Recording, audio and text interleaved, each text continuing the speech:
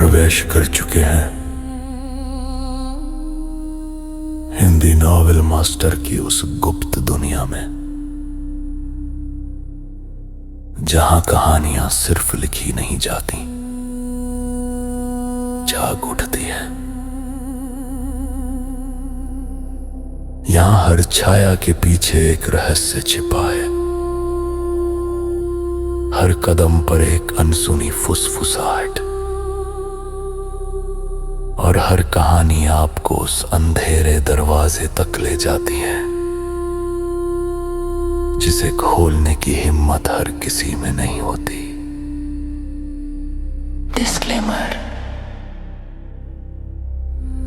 इस संसार के सभी पात्र, घटनाएं और स्थान कल्पना के धुएं से जन्मे हैं। इनका किसी वास्तविक व्यक्ति, संस्था या घटना से कोई संबंध नहीं है।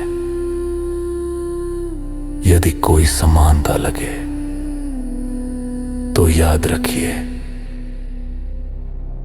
संयोग भी कभी कभी कहानी का हिस्सा बन जाता है। ये सामग्री केवल मनोरंजन और कल्पनाओं की रहस्यमयी यात्रा के लिए है। तो नमस्कार दोस्तों, कैसे हैं आप लोग? उम्मीद है सब लोग ठीक होंगे। भाई कुछ दिनों से वीडियो ऊपर नीचे आ रही है तो एडजस्ट कर लेना, 20 तारीख तक एडजस्ट कर लेना, जब तक मेरी एग्ज़ाम्स चल रही है। पहले सोचा कि भाई थोड़ा ब्रेक ही ले लूँ, लेकिन फिर सोचा भाई थोड़ा लेट ही क्यों ना हो जाए, लेकिन डेली का डेली वीडियो अपलोड करेंगे हमारे फैमिली के लिए। तो कुछ दिनों तक एडजस्ट कर लेना। मैं वीडियो तो अपलोड करने की कोशिश कर रहा हूँ इधर। अरे भाई क्योंकि मेरे नोट्स भी इसमें है ना, मोबाइल्स में PDF वगैरह, और यूट्यूब पे भी कभी कभी देखता हूँ वीडियोज़ लेक्चर के।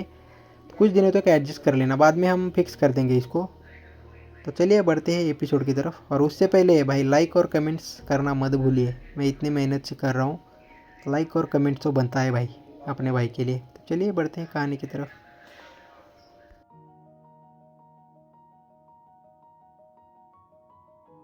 अध्याय 481। बलवंत ठाकुर, अगर तुम में अभी भी थोड़ी इंसानियत बची है। देवांश, यार इस बार तूने लंबी लंबी फेंकने में हद ही कर दी। तुझे पता है कि खाने के अलावा मोटा भाई को अगर किसी चीज़ की सबसे ज़्यादा परवाह है तो वो है उसकी साधना। तुझे इस बारे में डींगे नहीं हाँकनी चाहिए थी, तुषार ने माथे पर शिकन लाते हुए कहा। डिम्पल धिल्लन ने भी समझाया, वाकई जिस चीज़ के लिए मोटा भाई इतना संजीदा है उसके लिए तुझे उसे झूठी उम्मीद नहीं देनी चाहिए थी, ताकि बाद में उसका दिल न टूटे। तू उसकी मदद नहीं कर रहा बल्कि उसे नुकसान पहुंचा रहा है। गुंजन सेठी का मुंह हल्का सा खुला, शायद वो भी कुछ कहना चाहती थी, लेकिन देवांश की साख का लिहाज करते हुए वो चुप रही। लेकिन ये साफ था कि उनमें से किसी को भी यकीन नहीं था कि देवांश कोई इतनी बेहतरीन चीज़ पेश कर सकता है। आखिरकार बात एक सिद्ध महागुरु की हो रही थी, एक ऐसा स्तर जिसे पाने के लिए मार्शल आर्टिस्ट अपनी पूरी जिंदगी खपा देते हैं, फिर भी यह आसमान छूने जैसा मुश्किल लगता है। और जब बात देवांश की आई तो उसे सिद्ध महागुरु बनने का तरीका पता है। क्या ये कोरी बकवास नहीं है? अगर हर किसी को सिद्ध महागुरु बनने की कोई साधना विधि पता होती तो क्या आज दुनिया में सिद्ध महागुरु फीनिक्स पक्षी के पंख की तरह इतने दुर्लभ होते? सिर्फ वेदिका जेठमलानी ही मन बेचैन हो रही थी। उसका बस चलता तो वो अपनी किसी दिव्य शक्ति का इस्तेमाल करके लकी को हाँ बुलवा देती, क्योंकि वो जानती थी कि देवांश इतनी कम उम्र में दोहरा महागुरु बन चुका है तो उसके पास जो साधना विधि होगी वो निश्चित रूप से दुनिया का कोई दुर्लभ खजाना होगी। हालांकि वो हमेशा से देवांश से सलाह लेना चाहती थी, लेकिन उनके रिश्ते इतने करीबी नहीं थे, इसलिए उसने कभी पूछने की हिम्मत नहीं की। अब जब देवांश खुद इसे देने की पेशकश कर रहा था तो वो स्वाभाविक रूप से उसकी साधना विधि के गहरे रहस्यों को देखने के लिए बेताब थी। नहीं यार, तुम्हें क्या लगता है मैं इस मामले में मोटा भाई के साथ मजाक करूंगा? देवांश ने एक बेबस और कड़वी मुस्कान के साथ कहा। क्या मैं तुम्हारी नज़रों में इतना गैर जिम्मेदार हूँ? बात यह है कि तेरी पिछली 2 डींगे थोड़ी ज्यादा बड़ी थीं, जिससे हम थोड़ा डर गए हैं, तुषार ने भी एक लाचार मुस्कान के साथ कहा। मोटा भाई ने भी सिर हिलाया। ऐसा नहीं है कि मोटा भाई को तुझ पर भरोसा नहीं है, लेकिन जरा खुद सुन कि तूने अभी क्या कहा। वो एक सिद्ध महागुरु है। इस दुनिया में ऐसे गिने चुने लोग ही हैं, फिर भी तू ऐसे बोल रहा है जैसे कोई भी अगर थोड़ी मेहनत कर ले तो 100% महागुरु बन सकता है। साला कौन यकीन करेगा इस बात पे? मैं तो फिर भी तुझे धोखेबाज नहीं कह रहा, यही मेरी शराफत है। गुंजन सेठी भी बोल पड़ी, तूने जो अभी कहा वो तो ऐसा है जैसे कोई कहे कि अगर तुम ये कसरत कर लोगे तो पक्का IIT बॉम्बे में एडमिशन मिल जाएगा। लोगों को यकीन दिलाना वाकई मुश्किल है। और वैसे भी अगर तेरे पास सच में इतनी अच्छी साधना विधि है तो तू खुद साधना क्यों नहीं करता? या फिर तू अभी से ही सिद्ध महागुरु बन गया है? इस पल वेदिका जेठमलानी मन ही मन पागलों की तरह सिर हिला रही थी। हाँ हाँ हाँ, तुमने सही अनुमान लगाया, वो सच में एक सिद्ध महागुरु है। ऐसा नहीं है कि वो साधना नहीं करता, बल्कि वो पहले ही सफल हो चुका है। वेदिका इतनी बेचैन थी कि उसका बस चलता तो वो मोटा भाई की जगह खुद ही हाँ कर देती। कम से कम मोटा भाई, अगर तुम्हें इसकी परवाह नहीं है तो तुम इसे मुझे दे दो, मुझे इसकी बहुत परवाह है। उद्धरण चिन्ह डॉट डॉट डॉट उद्धरण चिन्ह। मोटा भाई और गुंजन की बातें सुनकर देवांश निशब्द हो गया। उसने अपना गला साफ किया और बेहद नाटकीय अंदाज में अपना बयान बदल दिया। तो मैं इसे दूसरे तरीके से कहता हूँ, मोटा भाई ध्यान से सुन। इस यंग मास्टर के हाथों में अब एक बेमिसाल साधना विधि है। जब तक तू इसमें लिखे निर्देशों के अनुसार पूरी शिद्दत से साधना करेगा, तू अपनी आंतर शक्ति जगा सकता है। अब बता, चाहिए एक सैड? ये हुई न बात। जब तूने ऐसे कहा तो मेरे लिए इसे स्वीकार करना कितना आसान हो गया है न? मोटा भाई ने सिर हिलाते हुए बड़े संतोष के साथ कहा। देवांश, इस पल वो सचमुच बिना आंसुओं के रोना चाहता था। इतनी बेहतरीन साधना विधि और फिर भी उसे इसे बेचने के लिए खुद को नीचा दिखाना पड़ा। अगर यह बात अमर लोक में फैल गई तो उसके अमर सम्राट वाली साख की धज्जियां उड़ जाएंगी। उफ, कहना ही पड़ेगा, आज की दुनिया वाकई बहुत पागल है। कहाँ है साधना विधि? मुझे देखने दे। मोटा भाई की भूख गायब हो चुकी थी। अब वो सिर्फ उस साधना विधि के बारे में सोच रहा था जिसका जिक्र देवांश ने किया था। वो मेरे दिमाग में है। पहले खाना खाते हैं, खत्म करने के बाद मैं इसे तेरे लिए लिख दूंगा, देवांश ने शांति से कहा। उद्धरण चिन्ह डॉट डॉट डॉट उद्धरण चिन्ह। मोटा भाई फिर से दंग रह गया। फिर उसने देवांश को एक नाराजगी भरी नजर से देखा। मेरे मालिक, सच सच बता, क्या तू मुझे चूना लगाने की कोशिश कर रहा है? मुद्दा यह है कि जब दूसरे लोग धोखाधड़ी करते हैं तो कम से कम उनके हाथ में कोई ठोस चीज तो होती है। लेकिन तू तो मौके पर ही कहानी गढ़ रहा है। तू मुझे गिनी पिग समझ रहा है क्या? सिर्फ लकी तनेजा ही नहीं, तुषार और बाकी लोगों ने भी सिर हिलाया और देवांश की तरफ उनकी नजरों में शक भरा था। सिर्फ वेदिका जेठमलानी ही मन बेहद उत्साहित थी। इतनी कीमती चीज, जाहिर है इसे दिमाग में रखना ही सबसे सुरक्षित है। अगर वो इसे अपने साथ लेकर घूमता तो सोचना पड़ता कि ये असली है या नकली। नहीं, सोचने की जरूरत ही नहीं, वो ज्यादातर नकली ही होती। ये चूना है या नहीं, तुझे बाद में प्रैक्टिस करने पर पता चल जाएगा, देवांश ने पूरे आत्मविश्वास के साथ कहा। कोई और रास्ता नहीं था। 10,000 साल के अमर साधना अनुभव ने उसे हजारों तरह की साधना विधियां देखने का मौका दिया था, जिन्हें उसने बहुत पहले ही आत्मसात कर लिया था और अपना एक अनूठा मार्ग बना लिया था। मोटा भाई की शारीरिक बनावट के आधार पर तुरंत एक साधना विधि तैयार करना उसके लिए बहुत ऊंचे स्तर का खेल था और वो इसे चुटकियों में कर सकता था। ठीक है, चलो मरे हुए घोड़े को जिंदा समझकर दांव खेलते हैं। वैसे भी अब इससे बुरा और क्या ही होगा, लकी ने साफ दिल से स्वीकार कर लिया। लेकिन अपने दिल में उसने इसे गंभीरता से नहीं लिया। उसने मौके पर मना नहीं किया ताकि देवांश की साख बची रहे। जब सब बातें कर रहे थे, दीपिका और सिया मेज पर कुछ और छोटी डिशेज ले आई और एक सादा लेकिन भरपूर नाश्ता तैयार हो गया। इस समय मिस्टर और मिसेज बलवंत ठाकुर भी नहा धोकर तैयार हो चुके थे और पीहू का हाथ थामे घर से बाहर निकले। ये देखकर तुषार और बाकी लोग जल्दी से उनके स्वागत के लिए खड़े हो गए। फिर एक एक करके नए साल की बधाई देने के लिए उनके पैर छुए, पूरी तरह से बड़ों के सम्मान का पालन करते हुए। मिस्टर और मिसेज बलवंत ठाकुर ने ये देखकर जल्दी से सबको उठाया और फिर सबके हाथों में शगुन का एक लिफाफा रख दिया। बलवंत अंकल, हमने कुछ साल पहले तय किया था कि अगर आपने मुझे शगुन का लिफाफा दिया तो मैं अगले साल पक्का नहीं आऊंगा, तुषार ने मुस्कुराते हुए कहा। ये सुनकर देवांश ने अपनी एक भौं ऊपर चढ़ाई। उसे बेहद अपनापन महसूस हुआ। तो जिन सालों में वो वापस नहीं लौटा था, ये सब बुजुर्ग दंपति को नए साल की बधाई देने आते रहे थे। जिंदगी में ऐसे अच्छे दोस्तों से बढ़कर और क्या चाहिए। तुषार को मना करते देख बलवंत ठाकुर ने समझाया, चिंता मत कर, ये पैसे देवांश की तरफ से हमें मिले हैं। उसने इस साल बाहर कुछ पैसे कमाए हैं तो बस रख ले। ये हम बुजुर्ग दंपति की तरफ से स्नेह की एक छोटी सी निशानी भी है। बलवंत अंकल, मेरी बात सुनिए, अभी बाजार का माहौल अच्छा नहीं है। भले ही देवांश ने पैसे कमाए हों, लेकिन उसने इसके लिए कड़ी मेहनत की होगी। आप दोनों ये पैसे अपने पास रखिए। बाद में जब देवांश मुंबई में घर खरीदेगा तो आप उसका कुछ बोझ बांट सकते हैं, है न? तुषार ने इनकार कर दिया। उसके शब्द बहुत सधे हुए थे, लेकिन असली मतलब सीधा था। देवांश ने ज्यादा नहीं कमाया होगा, इसलिए बुजुर्ग दंपति को उन पर इसे बर्बाद करने की जरूरत नहीं है। लेकिन वो ये सीधे तौर पर नहीं कह सकता था, क्योंकि इससे देवांश के स्वाभिमान और बुजुर्ग दंपति के गर्व को ठेस पहुंचती। कोई बात नहीं, बस रख लो। देवांश ने पहले ही मुंबई में पूरी पेमेंट के साथ एक घर खरीद लिया है, 200 वर्ग मीटर का बड़ा फ्लैट। और उसके पास अभी भी कुछ पैसे बचे हैं तो तुम्हें मेरे लिए बचाने की ज़रूरत नहीं है। बलवंत ठाकुर अभी भी अपनी बातों में संयमित थे, केवल इतना कहा कि देवांश के पास कुछ पैसे हैं, यह नहीं कि उसके पास कितना है। लेकिन भले ही बलवंत ठाकुर बहुत सादगी से बात कर रहे थे, तुषार और बाकी लोगों ने एक दूसरे की तरफ देखा और सबकी आंखों में अचानक समझ आने वाले भाव दिखाई दिए। देवांश के दीनगे हाँकने के प्यार की वजह मिल गई थी। ये तो खानदानी है, चूंकि मेरे पिताजी दे रहे हैं तो बस रख ले, यह उस बूढ़े की नेकी है, देवांश ने बगल से सलाह दी। तुषार बहुत मजबूर था और केवल इसे स्वीकार कर सकता था। उसने सोचा कि जाते समय वो इसमें कुछ और मिलाकर पीहू को दे देगा। तुषार को आखिरकार शगुन का लिफाफा स्वीकार करते देख बलवंत ठाकुर का चेहरा खुशी से खिल उठा। उन्होंने बड़े अंदाज में हाथ हिलाया और पूरे आत्मविश्वास के साथ कहा, चलो खाना खाते हैं। उनके आदेश पर हर कोई तुरंत डाइनिंग टेबल के चारों ओर अपनी अपनी सीटों पर बैठ गया। डाइनिंग टेबल पर मोटा भाई थोड़ा उत्सुक था, इसलिए उसने देवांश से पूछा, क्या तेरे पास सच में अभी भी सेविंग्स हैं? देवांश ने अपनी नाक रगड़ी, थोड़ा शर्मिंदा होते हुए कहा, वाकई थोड़ी सी है। कितनी? मोटा भाई की आंखें चमक उठीं और उसने जल्दी से जवाब मांगा, 30,000 करोड़ से ज्यादा शायद। 30,000 से ज्यादा तू कह भी कैसे सकता है? मोटा भाई ने अनजाने में कहा, फिर माथे पर बल डालते हुए दोबारा पूछा, तूने अभी कितना कहा? 30,000 करोड़ से ज्यादा। हम ज्यादा नहीं, बस थोड़ी सी। देवांश ने सिर हिलाया। ये सुनकर मोटा भाई खुद को थप्पड़ मारने से बमुश्किल रोक पाया। ये डींगे, मुझे पूछना ही नहीं चाहिए था। जैसे ही सब खुशी खुशी नाश्ता कर रहे थे, अचानक बाहर से इंजन की आवाज आई।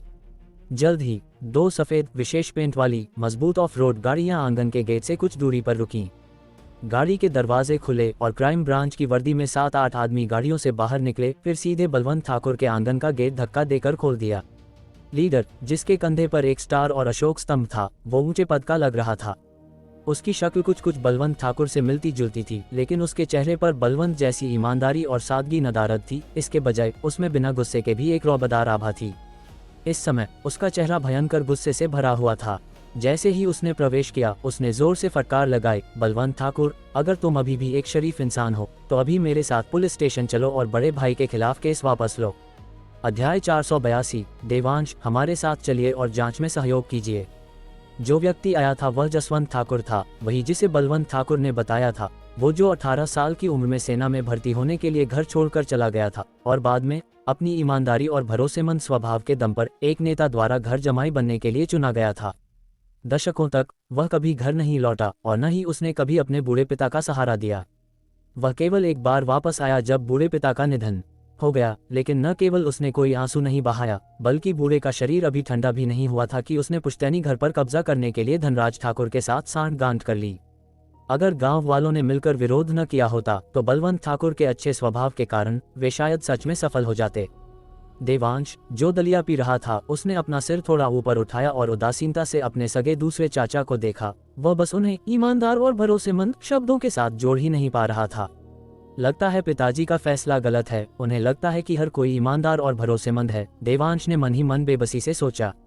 बलवंत ठाकुर शुरू में अपने दूसरे भाई को वापस देखकर खुश थे। आखिरकार वे सगे भाई थे और खून का वो रिश्ता कुछ ऐसा था जिसे बलवंत बहुत मानते थे। लेकिन जैसे ही उसने अंदर घुसते ही बिना स्थिति पूछे पूछताछ शुरू कर दी, बलवंत का चेहरा तुरंत काला पड़ गया।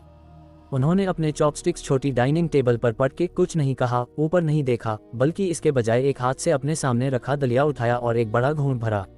उद्धरण चिन्ह ... उद्धरण चिन्ह।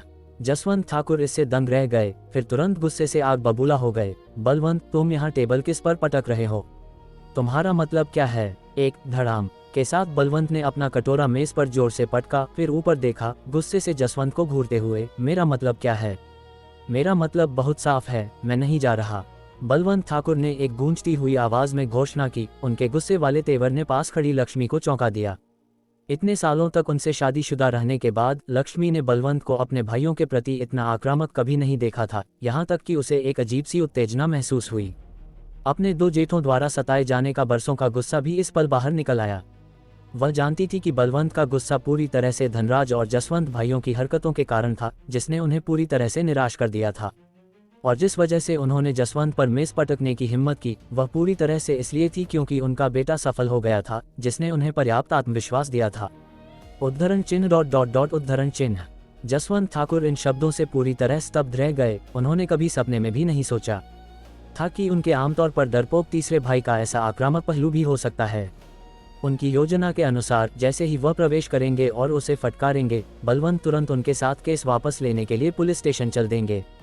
इसके अलावा बाद में वह उन्हें और बड़े भाई को अच्छी शराब और खाना खिलाएंगे और दावत के दौरान वह विनम्रता से उनसे और बड़े भाई से माफ़ी मांगेंगे। लेकिन परिणाम क्या हुआ? घटनाओं का मोड़ उनकी उम्मीदों से बिल्कुल परे था। ये बलवंत, जो बचपन से ही कमज़ोर था, वास्तव में उन्हें घूरने और उन पर गरजने की हिम्मत कर रहा था। तुम तो आसमान सिर पर उठा रहे हो, जसवंत ने दहाड़ा, बलवंत की ओर इशारा करते हुए और कोसते हुए। अपने ही भाई को जेल भेज रहे हो? क्या तुम इंसान भी हो? हमारे ठाकुर परिवार ने तुम जैसे निर्दयी जानवर को कैसे जन्म दे दिया? ये सुनते ही बलवंत ने तुरंत एक ठंडी सांस ली, फिर ताना मारा, मैं इंसान नहीं हूँ। हाँ, इन पिछले कुछ सालों में तुम दोनों भाइयों ने कब बलवंत ठाकुर को एक इंसान समझा है? तुम्हारी नज़रों में क्या मैं, बलवंत ठाकुर, सिर्फ एक अनपढ़ गंवार नहीं हूँ जिसे तुम अपनी मर्जी से नचा सको? ओह, अब जब धनराज अंदर है तो तुम्हें अचानक याद आया कि मुझे इंसान समझना चाहिए। हाँ, भाड़ में जाओ। तुम्हारी जुबान पर धर्म और ज्ञान की बातें हैं, लेकिन तुम्हारे कर्म काले हैं। जसवंत, क्या तुम इससे ज्यादा बेशर्म हो सकते हो? और मेरे सामने दोबारा हमारे ठाकुर परिवार की बात करने की हिम्मत मत करना। इन सभी सालों में जब पिताजी बीमार और दर्द में थे, तुम उनसे मिलने कितनी बार आए? त्योहारों पर तुमने उन्हें कितने वक्त का खाना दिया? जसवंत, कोई भी समझदार इंसान जानता है कि तुम बहुत पहले ही किसी और के घर जमाई बन चुके हो। पिताजी का तुम्हारे जैसा कोई बेटा नहीं है और तुम ठाकुर उपनाम के लायक नहीं हो। जसवंत ठाकुर। बलवंत ठाकुर के भाषण ने जसवंत को पूरी तरह से सन्न कर दिया। उन्होंने कभी नहीं सोचा था कि उनका तीसरा भाई इतना मुंहफट हो सकता है। सबसे बड़ी बात यह थी कि हर वाक्य निशाने पर लगा, जिससे वे पूरी तरह से निरुत्तर हो गए। लक्ष्मी, जो पास खड़ी थी, इतनी भावुक हो गई कि उसकी आंखों में आंसू आ गए। ठाकुर परिवार में बहू के रूप में अपने सभी वर्षों के दौरान उसे बलवंत के दो भाइयों ने हमेशा तुच्छ समझा था। वे परिवार की सारी संपत्ति चाहते थे, लेकिन ससुर की देखभाल को पूरी तरह से नजरअंदाज कर दिया।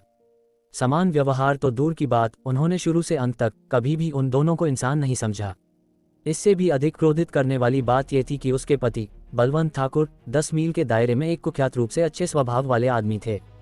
अपने दो भाइयों के शोषण का सामना करते हुए वे हमेशा मुस्कुराते हुए उनसे मिले, इसलिए सारी शिकायतों को लक्ष्मी को अकेले ही निगलना पड़ा। उसने मूल रूप से सोचा था कि उसका जीवन हमेशा ऐसी ही शिकायतों वाला रहेगा, लेकिन उसने कभी उम्मीद नहीं की थी कि अपने 50 के दशक के अंत में उसका बूढ़ा पति वास्तव में एक बार के लिए इतना आक्रामक हो सकता है, जिसने उसे वास्तव में चकित कर दिया। सिर्फ वही नहीं, बल्कि मौजूद हर किसी ने बहुत राहत महसूस की। उन्होंने पहले बहस की थी, लेकिन बलवंत जैसी बहस कभी नहीं। इसे एक शब्द में बयां करें तो ये पूरी तरह से और मुकम्मल धुलाई थी। नागपुर गांव में नाश्ते का समय था और ठाकुर परिवार का शोर स्वाभाविक रूप से तेजी से फैल गया। खासकर शहर से बाहर की क्राइम ब्रांच की गाड़ी दिखने के बाद ये और भी असामान्य लग रहा था। आखिरकार ठाकुर परिवार का दूसरा बेटा कई सालों से नहीं लौटा था और अब उसका अचानक प्रकट होना निश्चित रूप से यह मतलब रखता था कि कोई तमाशा होने वाला है। तो गांव वाले खाने से भरे बड़े बड़े कटोरे लेकर चारों दिशाओं से इकट्ठा हो गए। गांव वालों के लिए, जो सूरज के साथ उठते थे और उसी के साथ आराम करते थे, जीवन साल भर एक जैसा रहता था, इसलिए वे उत्साह देखने के लिए ठाकुर परिवार के पास इकट्ठा होने के लिए बहुत उत्सुक थे। और यह उत्साह टीवी पर आने वाली किसी भी चीज से कहीं ज्यादा रोमांचक था, इतना कि वे लगातार उम्मीद करते थे कि ठाकुर परिवार में कोई हलचल हो। नौबत यहाँ तक आ गई थी कि हर सुबह जैसे ही उनकी आंखें खुलती, वे अपने कान खड़े कर लेते, ठाकुर परिवार की ओर सुनते हुए। जरा सी भी गड़बड़ के संकेत पर वे वहां दौड़ पड़ते। ये कभी गलत नहीं होता था। कुछ ने तो खुलेआम आहें भरते हुए कहा, अगर ठाकुर परिवार में रोज देखने के लिए तमाशा हो तो मैं भगवान बनना भी नहीं चाहूंगा। ज्यादा से ज्यादा लोगों को इकट्ठा होते देख जसवंत को पता था कि इस मामले को और नहीं खींचा जा सकता, इसलिए उन्होंने पारिवारिक भावना का कार्ड खेला। तीसरे भाई, कल रात तुम्हारी पिटाई हो चुकी है और तुमने अपना गुस्सा निकाल लिया है। बड़े भाई अभी भी अस्पताल में पड़े हैं, क्या तुम सच में उन्हें जेल भेजने की पत्थरदिली कर सकते हो? मुझे तीसरा भाई मत कहो, मेरा तुम्हारे जैसा कोई भाई नहीं है। जहां तक धनराज की बात है, उसे चोरी करते समय इस परिणाम के बारे में सोचना चाहिए था, बलवंत ने तिरस्कारपूर्वक कहा। मुझे ये सुनना पसंद नहीं है। चोरी का क्या मतलब है? हम सब भाई हैं, जो तुम्हारा है वो उसका नहीं है। क्या उसके घर में आकर अपनी ही चीजें लेने को चोरी कहा जा सकता है? जसवंत ने गुस्से में जवाब दिया, अगर तुम्हें पसंद नहीं है तो दफा हो जाओ। बलवंत दहाड़ा, फिर ताना मारना जारी रखा, जसवंत, क्या तुम और ज्यादा बेशर्म हो सकते हो? ओह, तुम्हारी चीजें तुम्हारी हैं और बलवंत उन्हें छू नहीं सकता, लेकिन बलवंत की चीजें, क्योंकि हम भाई हैं, सबकी हैं। अगर तुम्हारे दिमाग में कोई दिक्कत है तो किसी अच्छे डॉक्टर को दिखाओ। अगर तुम्हारे पास पैसे नहीं हैं तो तुम दोनों कंजूसों के विपरीत मैं तुम्हें पहले कुछ 100 रुपये उधार दे सकता हूँ। ये सुनकर जसवंत ने घृणा भरे चेहरे के साथ कहा, आखिरकार क्या तुम सिर्फ इसलिए खुन्नस नहीं निकाल रहे क्योंकि हमने तुम्हें तब पैसे उधार नहीं दिए थे? तुम्हारे बेटे के तब के घटिया व्यवहार को देखते हुए ये समझ में आता है कि हमने तुम्हें पैसे उधार नहीं दिए, है ना? इसके अलावा तुम्हारा बेटा अंत में ठीक ही रहा, है ना? और अब वह इतने पैसे कमा रहा है, शायद ये ठीक इसलिए है क्योंकि हमने उसे पैसे उधार नहीं दिए जिससे उसे आत्मज्ञान प्राप्त हुआ। वास्तव में तुम्हें तो हमारा शुक्रिया अदा करना चाहिए। बलवंत ने जवाब में एक हुंकार भरी, तुम सच में अपनी तारीफ करना जानते हो। चूंकि तुम इतने महान हो तो जाओ खुद ही धनराज को बचाने का कोई रास्ता निकालो, मेरे घर आकर बकवास क्यों कर रहे हो? ये देखकर कि बलवंत जिद्दी हो रहा है, जसवंत ने तुरंत अपना चेहरा काला कर लिया और ठंडे स्वर में पूछा, बलवंत, मैं तुमसे आखिरी बार पूछ रहा हूँ, क्या तुम मेरे साथ केस वापस लेने चल रहे हो? और मैं तुम्हें आखिरी बार जवाब दे रहा हूँ, मैं नहीं जा रहा। बलवंत ने मेज पर हाथ मारा, गरजते हुए, और तुम अपने साथ इतने लोगों को लाए हो? क्या अगर मैं नहीं गया तो क्या तुम मुझे गिरफ्तार करने की योजना बना रहे हो? मैंने तुम्हें एक मौका दिया लेकिन तुमने इसकी कद्र नहीं की, तो अब मेरे निर्दयी होने का मुझे दोष मत देना। जसवंत ने एक हुंकार भरी, फिर देवांश की ओर मुड़ा जो मग्न होकर दलिया पी रहा था और अचार खा रहा था, और घमंड से कहा, भतीजे, मैंने मूल रूप से तुम्हारे पिता को समझाने की कोशिश की लेकिन उन्होंने नहीं सुना। चूंकि मामला ऐसा है, मुझे इसे कानूनी तौर पर संभालना होगा। इतना कहकर जसवंत ने अपने पीछे खड़े सहायक से एक लाल हेड वाला दस्तावेज लिया। देवांश, तुमने अवैध रूप से शराब और सिगरेट का परिवहन किया है और बड़ी मात्रा के कारण तुम पर सामान्य सामान की तस्करी का संदेह है। तुम्हें कानून के अनुसार गिरफ्तार किया जाता है। कृपया जांच में सहयोग करने के लिए तुरंत हमारे साथ चलें। अध्याय 483। तुम्हें नाटक करने की इतनी आदत हो गई है कि तुम सच में खुद को इंसान समझने लगे हो। जसवंत ठाकुर अपने कुछ मातहतों के साथ ताश खेल रहे थे जो नए साल की बधाई देने आए थे। तभी सुबह सुबह उन्हें धनराज का फोन आया। चूंकि ये मातहत जानबूझकर हारने में माहिर थे, जसवंत पूरी रात जीतते रहे थे और रकम छोटी नहीं थी जिससे जसवंत खुशी से चमक रहे थे। लेकिन ठीक उसी समय जब वह अपनी सफलता का आनंद ले रहे थे, उन्हें धनराज का फोन आया। धनराज के बड़ा चढ़ाकर बताए गए विवरण को सुनने के बाद जसवंत ने लगभग महफिल की मेज पलट दी। वह इतना गुस्सा इसलिए थे क्योंकि जब वह प्रमोशन पाने की कोशिश कर रहे थे तो उन्होंने संपर्कों पर बहुत पैसा खर्च किया था। उस समय वह पैसे कमाने में उतने माहिर नहीं थे जितने अब हैं, इसलिए उनके पास ज्यादा पैसे नहीं थे। अंत में ये धनराज ही था जिसने उन्हें लगभग 10 लाख दिए, जिससे उन्हें अपनी स्थिति तक पहुंचने में मदद मिली। इसलिए वह अपने बड़े भाई के विशेष रूप से आभारी थे और इसके विपरीत वह अपने नकारा तीसरे भाई से और भी अधिक घृणा करते थे। अब ये सुनकर कि उनके बड़े भाई को उनके तीसरे भाई ने जेल भेज दिया है और उन्हें 10 साल से अधिक की जेल भी हो सकती है, वे स्वाभाविक रूप से तुरंत क्रोधित हो गए। इसलिए उन्होंने तुरंत नागवाड़ी टाउन पुलिस स्टेशन के डायरेक्टर को फोन किया और उनसे सीधे व्यक्ति को रिहा करने के लिए कहने का इरादा किया। लेकिन चाहे उन्होंने कितनी भी कोशिश की, फोन नहीं लगा। पहले ये अनुपलब्ध दिखा रहा था और फिर सीधे स्विच ऑफ हो गया। ये स्पष्ट था कि धनराज ने सक्रिय रूप से उल्लेख किया होगा कि उसका एक छोटा भाई है जो एक डायरेक्टर है। डायरेक्टर को इस बारे में पता चलने के बाद उसने बाद में मुश्किलों से बचने के लिए अपना फ़ोन पहले ही बंद कर दिया। चूंकि कॉल नहीं लग सका, इसलिए उनके पास खुद जाने के अलावा कोई विकल्प नहीं था। उन्हें विश्वास नहीं था कि अगर वह व्यक्तिगत रूप से रिहाई की मांग करने गए तो भी सामने वाला उन्हें जाने नहीं देगा। जाने से पहले उन्हें अचानक याद आया कि देवांश ने 30 करोड़ रुपए का नए साल का सामान खरीदा था और उनके दिमाग में एक योजना आई। सुरक्षित रहने के लिए उन्होंने विशेष रूप से किसी से नकली गिरफ्तारी वारंट तैयार करवाया। इन तैयारियों के बाद उन्होंने उन मातहतों को लिया जिनके साथ उन्होंने ताश खेला था, साथ ही उनके अपने भरोसेमंद लोग, और सरकारी गाड़ी में बंदूकों से लैस होकर सीधे नागवाड़ी टाउन की ओर निकल पड़े। कस्बे में पहुंचने पर डायरेक्टर अभी भी गायब था। उनका स्वागत एक डिप्टी डायरेक्टर ने किया जो बहुत चालाक था और उसने केवल इतना कहा कि वह कोई निर्णय लेने की हिम्मत नहीं कर सकता और उसे डायरेक्टर के आदेश की आवश्यकता है। लेकिन चूंकि डायरेक्टर वहां नहीं था, वह असहाय था। एकमात्र तरीका यह था कि शिकायतकर्ता खुद केस वापस ले ले, फिर वे तार्किक रूप से व्यक्ति को रिहा कर सकते थे। इस प्रकार वह दृश्य घटित हुआ जहां उसने बलवंत को अपने साथ केस वापस लेने के लिए चलने को कहा। जहां तक उनके हाथ में गिरफ्तारी वारंट का सवाल था, हालांकि दस्तावेज जाली था, लेकिन जसवंत ने जो कहा वह सच था। प्रासंगिक राष्ट्रीय नियमों के अनुसार तंबाकू पारगमन परमिट के बिना व्यक्ति और व्यवसाय एक बार में अधिकतम 50 पैकेट सिगरेट ले जा सकते हैं। इस मात्रा से अधिक होना अवैध पारगमन है। यदि मात्रा 50 पैकेट से अधिक है लेकिन कुल मूल्य 50,000 रुपये से अधिक नहीं है तो इसे सिगरेट के अवैध परिवहन के रूप में जब्त कर लिया जाएगा, जिसके लिए कुल मूल्य का 20% से 50% जुर्माना देना होगा।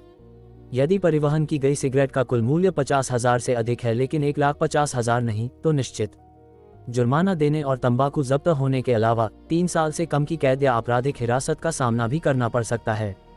यदि मात्रा विशेष रूप से बड़ी है तो ये 3 साल जितना आसान नहीं होगा। जसवंत एहतियात के तौर पर ये दस्तावेज साथ लाए थे और उन्हें उम्मीद नहीं थी कि इसका वास्तव में उपयोग किया जाएगा। बलवंत के अपने बेटे को जान से ज्यादा प्यार करने वाले स्वभाव को देखते हुए वह निश्चित रूप से देवांश को ले जाने नहीं देगा, इसलिए वह पूरी तरह से उनके साथ केस वापस लेने के लिए पुलिस स्टेशन जाएगा। चीजें वैसी ही हुई जैसी उन्होंने उम्मीद की थी। ये सुनने के बाद बलवंत तुरंत दीपिका की ओर मुड़ा और पूछा, क्या ऐसा कोई नियम है? हालांकि दीपिका स्वीकार करने के लिए तैयार नहीं थी, फिर भी उसने सिर हिलाया। बलवंत को पूरा विश्वास नहीं हुआ, इसलिए उसने तुषार और अन्य लोगों को फिर से देखा। ये देखकर कि तुषार और अन्य सभी ने सिर हिलाया, बलवंत पहले से भी अधिक क्रोधित हो गया। तुम्हारे लहजे से लग रहा है, क्या तुम मेरे बेटे को गिरफ्तार करने वाले हो? बलवंत ने अपनी आंखें सिकोड़ते हुए जसवंत को देखा। जसवंत ने कंधे उचकाए विजयी भाव से कहा, तुम्हारे बेटे को अंदर जाना है या नहीं, ये पूरी तरह तुम्हारे रवैये पर निर्भर करता है। यह अपमानजनक है, अपने ही भतीजे को जेल भेज रहे हो, क्या तुम इंसान भी हो? हमारे ठाकुर परिवार ने तुम जैसे निर्दयी जानवर को कैसे जन्म दे दिया? बलवंत ने जसवंत के लहजे की नकल की, संबोधन बदलते हुए, और उसके शब्द उसी को लौटा दिए। उद्धरण चिन्ह ... उद्धरण चिन्ह। ये सुनकर जसवंत का बूढ़ा चेहरा तुरंत शर्म से लाल हो गया। जिस इज्जत का पर्दा उन्होंने पहले बड़ी मेहनत से बनाया था, उसे बलवंत ने पूरी तरह से फाड़ दिया था। मैं बस अपना सरकारी काम कर रहा हूँ। अगर देवांश पर कानून तोड़ने का शक है तो मैं स्वाभाविक रूप से पारिवारिक संबंधों से ऊपर धर्म को रखूंगा। जसवंत अभी भी बहस कर रहे थे। क्या संयोग है, हम भी सरकारी काम कर रहे हैं। उस धनराज ने घर में घुसपैठ और चोरी की। मेरा उसे जेल भेजना पारिवारिक संबंधों से ऊपर धर्म को रखना है। बलवंत चिल्लाया। बलवंत, मैं तुम्हें सलाह देता हूं कि बोलने से पहले ध्यान से सोच लो। आखिरकार तुम्हारे बेटे ने जितनी मात्रा में परिवहन किया है वह बहुत बड़ी है, उसे कम से कम 10 या 8 साल की सजा होगी। जसवंत ने ठंडे स्वर में कहा। एक अधिकारी का अधिकार और बेशर्मी इस समय उनके द्वारा स्पष्ट रूप से प्रदर्शित की गई थी।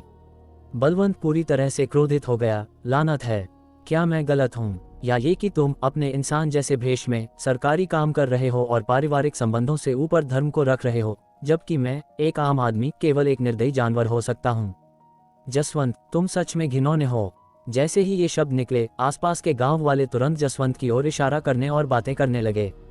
भले ही उन्होंने देवांश की तंबाकू और शराब ली हो और इस तरह उसका पक्ष लेना चाहते हो, जसवंत का इतना खुला दोहरा मापदंड ही उनके लिए उसकी निंदा करने के लिए पर्याप्त था। गांव वालों की कड़ी प्रतिक्रिया देखकर जसवंत ने और देरी करने की हिम्मत नहीं की, इसलिए उसने बलवंत से कहा, अगर तुम्हें कोई असंतोष है तो तुम संबंधित विभागों को इसकी रिपोर्ट कर सकते हो। अभी कृपया हमारे काम में सहयोग करें। जैसे ही उसने बोलना समाप्त किया, दो कानून प्रवर्तन अधिकारी तुरंत कुछ कदम आगे बढ़े, एक ऐसा रुख अपनाते हुए जैसे वे किसी भी समय आगे बढ़कर देवांश को गिरफ्तार करने के लिए तैयार हों। स्पष्ट रूप से वे बलवंत को समझौता करने के लिए मजबूर कर रहे थे। अन्यथा यदि वे वास्तव में उसे गिरफ्तार करना चाहते तो वे बहुत पहले ही कार्रवाई कर चुके होते। ये देखकर बलवंत को इतना गुस्सा आया कि उसके दांत किटकिटाने लगे, फिर भी वह असहाय था। वह केवल अपनी मुट्ठियां कसकर भींच सकता था, जसवंत को क्रूरता से घूरते हुए। जब लक्ष्मी ने सुना कि देवांश को गिरफ्तार किया जाना है तो वह तुरंत चिंतित हो गई। बलवंत से शिकायत और अनिच्छा से भरे चेहरे के साथ कहा, बलवंत, रहने दो, हम उनसे नहीं लड़ सकते। बस उसके साथ पुलिस स्टेशन जाओ और केस वापस ले लो। बलवंत भी ऐसा ही करने का इरादा रखता था, लेकिन वह अनिच्छुक था। धनराज, जिसने गलत किया था उसे कानूनी सजा क्यों नहीं मिलनी चाहिए? क्या हम लोग सिर्फ सताए जाने के लिए बने हैं? लेकिन अपनी अनिच्छा के बावजूद अपने बेटे की खातिर वह केवल समझौता करना चुन सकता था। ठीक है, मैं तुम्हारे साथ केस वापस लेने चलूंगा। तुम उस दस्तावेज को फाड़ दो, बलवंत ने शक्तिहीन होकर कहा। तुम सिर्फ केस वापस लेकर इस दस्तावेज को फाड़ना चाहते हो। तुम बहुत ज्यादा उम्मीद नहीं लगा रहे हो। जसवंत ने सिर हिलाया, विजयी भाव से कहा, तुम्हारा बेटा जो भी चीजें वापस लाया है वे संभवतः तस्करी का सामान है और हमें उन सभी को जब्त करना होगा। जब्त कहना वास्तव में सिर्फ उन्हें अपने लिए लेना था। जसवंत, तुम अपनी हद पार कर रहे हो। बलवंत ने अपने सामने रखा दलिया का कटोरा उठाया और जसवंत की ओर फेंक दिया, लेकिन उसने चकमा दे दिया। बलवंत, अगर तुम ऐसा करोगे तो मैं तुम पर एक अधिकारी पर हमला करने का आरोप लगा सकता हूं और तुम्हें जेल में सड़ा सकता हूं। जसवंत ने अपनी आंखों में कुटिलता भरकर कहा, उद्धरण चिन्ह ... उद्धरण चिन्ह। बलवंत जम गया। उसने पहले टीवी देखते समय ऐसे दृश्य देखे थे। वास्तव में एक अधिकारी पर हमला करने का आरोप बहुत गंभीर था और वह इसे सहन नहीं कर सकता था। अधिकारी पर हमला, ये तो बस दो भाइयों के बीच सामान्य हंसी मजाक है, इसमें अधिकारी पर हमला कहाँ से आ गया। देवांश ने अपने चॉपस्टिक्स नीचे रखे, अपनी कुर्सी पर पीछे की ओर झुक गया और इत्मीनान से कहा। जिस पल से जसवंत ने दरवाजे में प्रवेश किया, वह अपने इस ईमानदार और भरोसेमंद दूसरे चाचा से निपटने के लिए तैयार था। लेकिन उसने जो उम्मीद नहीं की थी वह ये थी कि उसके अपने पिता इतने मुफर थे, उन्होंने सीधे जसवंत को निशब्द कर दिया। इसलिए उसने बस पीहू के साथ नाश्ता करना जारी रखा, मंच अपने पिता के लिए छोड़ दिया, उन्हें प्रदर्शन करते हुए देखा। चीजें सुचारू रूप से आगे बढ़ रही थीं। जसवंत की इज्जत का आखिरी पर्दा भी उसके पिता ने खींच लिया था, जिससे जसवंत का चेहरा पूरी तरह से उतर गया। लेकिन जसवंत, इस आदमी ने गंदा खेल खेला, उसके परिवार को धमकाने का सहारा लिया, जिसने तुरंत उसके पिता की कमजोर नस दबा दी, जिससे उनके पास जवाबी कार्रवाई करने की कोई ताकत नहीं बची। इसलिए देवांश ने अपनी चाल चली। देवांश खड़ा हो गया, अपने हाथ बलवंत के कंधों पर रखते हुए। पिताजी कृपया बैठ जाए, यहाँ से मैं संभाल लूंगा। बलवंत को बिठाने के बाद देवांश ने मुस्कुराते हुए जसवंत से पूछा, मैं जो चीजें वापस लाया हूँ, बाजार में उनकी कीमत कम से कम 600 करोड़ है। क्या आप वाकई उन सभी को लेना चाहते हैं? उद्धरण चिन्ह ... उद्धरण चिन्ह। जसवंत दंग रह गया। जब उसने पहले अपने बड़े भाई से इसके बारे में सुना था तो उसे बहुत कुछ महसूस नहीं हुआ, लेकिन अब जब देवांश ने कहा तो वह अचानक अपना संयम नहीं रख सका। 600 करोड़, यह कोई छोटी रकम नहीं थी। उसने कभी उम्मीद नहीं की थी कि देवांश वास्तव में इतने पैसे कमा सकता है।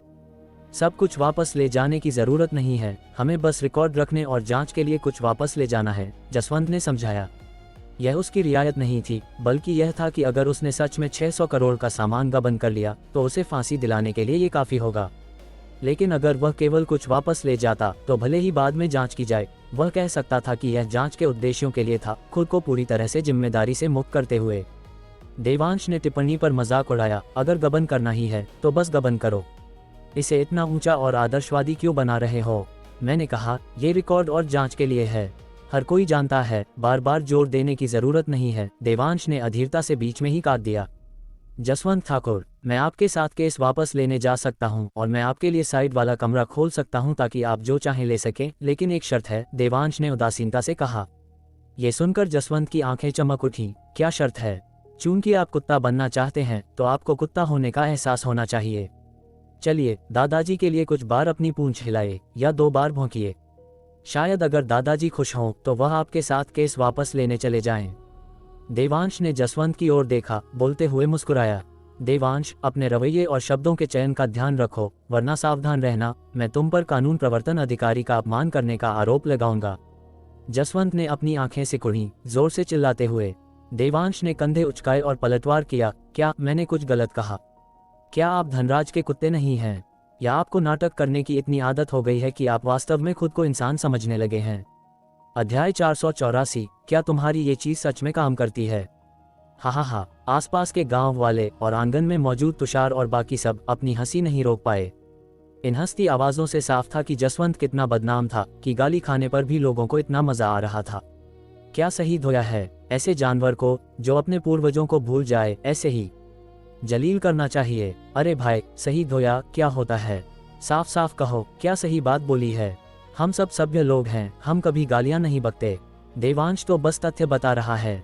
सही कहा, बिल्कुल सही कहा, मानना पड़ेगा, तुम आजकल के लौंडे गाली देना, मेरा मतलब बात करना खूब जानते हो। हा। कान फाड़ देने वाली हंसी सुनकर जसवंत का कलेजा गुस्से से फटने को हो रहा था। उसने सोचा था कि देवांश खड़ा होकर उससे रहम की भीख मांगेगा, लेकिन उसने उम्मीद नहीं की थी कि इस छोटे से छोकरे की जुबान उसके बाप से भी ज्यादा तेज निकलेगी। बिना गाली दी ऐसी बेइज्जती की कि दिल छिल गया, और वो समझ चुका था देवांश केस वापस लेने के लिए बिल्कुल राजी नहीं होगा। अगर ऐसा है तो ज्यादा से ज्यादा दोनों का नुकसान होगा, उसका तो वैसे भी कुछ नहीं गया। हथकड़ी लगाओ और ले चलो इसे। जसवंत ने हाथ लहराया और कड़ाई से आदेश दिया। जैसे ही उसने बोला, सबसे आगे खड़े 2 युवा पुलिस वाले तुरंत देवांश की तरफ बढ़े। लेकिन तभी आंगन के बाहर से अचानक एक आवाज आई, जरा हाथ लगाकर तो दिखा। सबने आवाज की दिशा में देखा और पाया कि जोरावर चड्ढा जो 3 ऑफ रोड गाड़ियां लेकर गया था, वो वापस आ चुकी थी और न जाने कब ठाकुर परिवार के आंगन के प्रवेश द्वार पर खड़ी हो गई थी।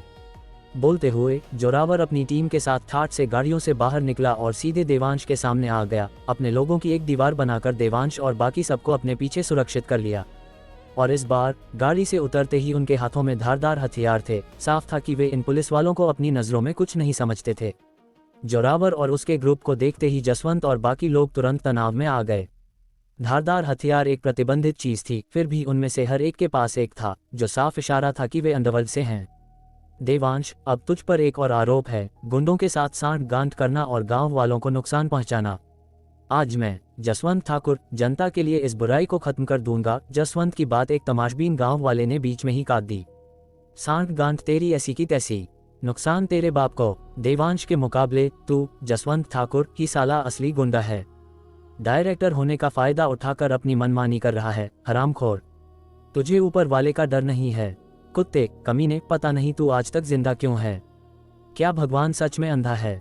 लगातार गंदी गालियां सुनकर जसवंत ने खींचते हुए कहा, जो कोई भी इस डायरेक्टर के काम में बाधा डालने की हिम्मत करेगा, उसे न्याय में बाधा डालने वाला माना जाएगा।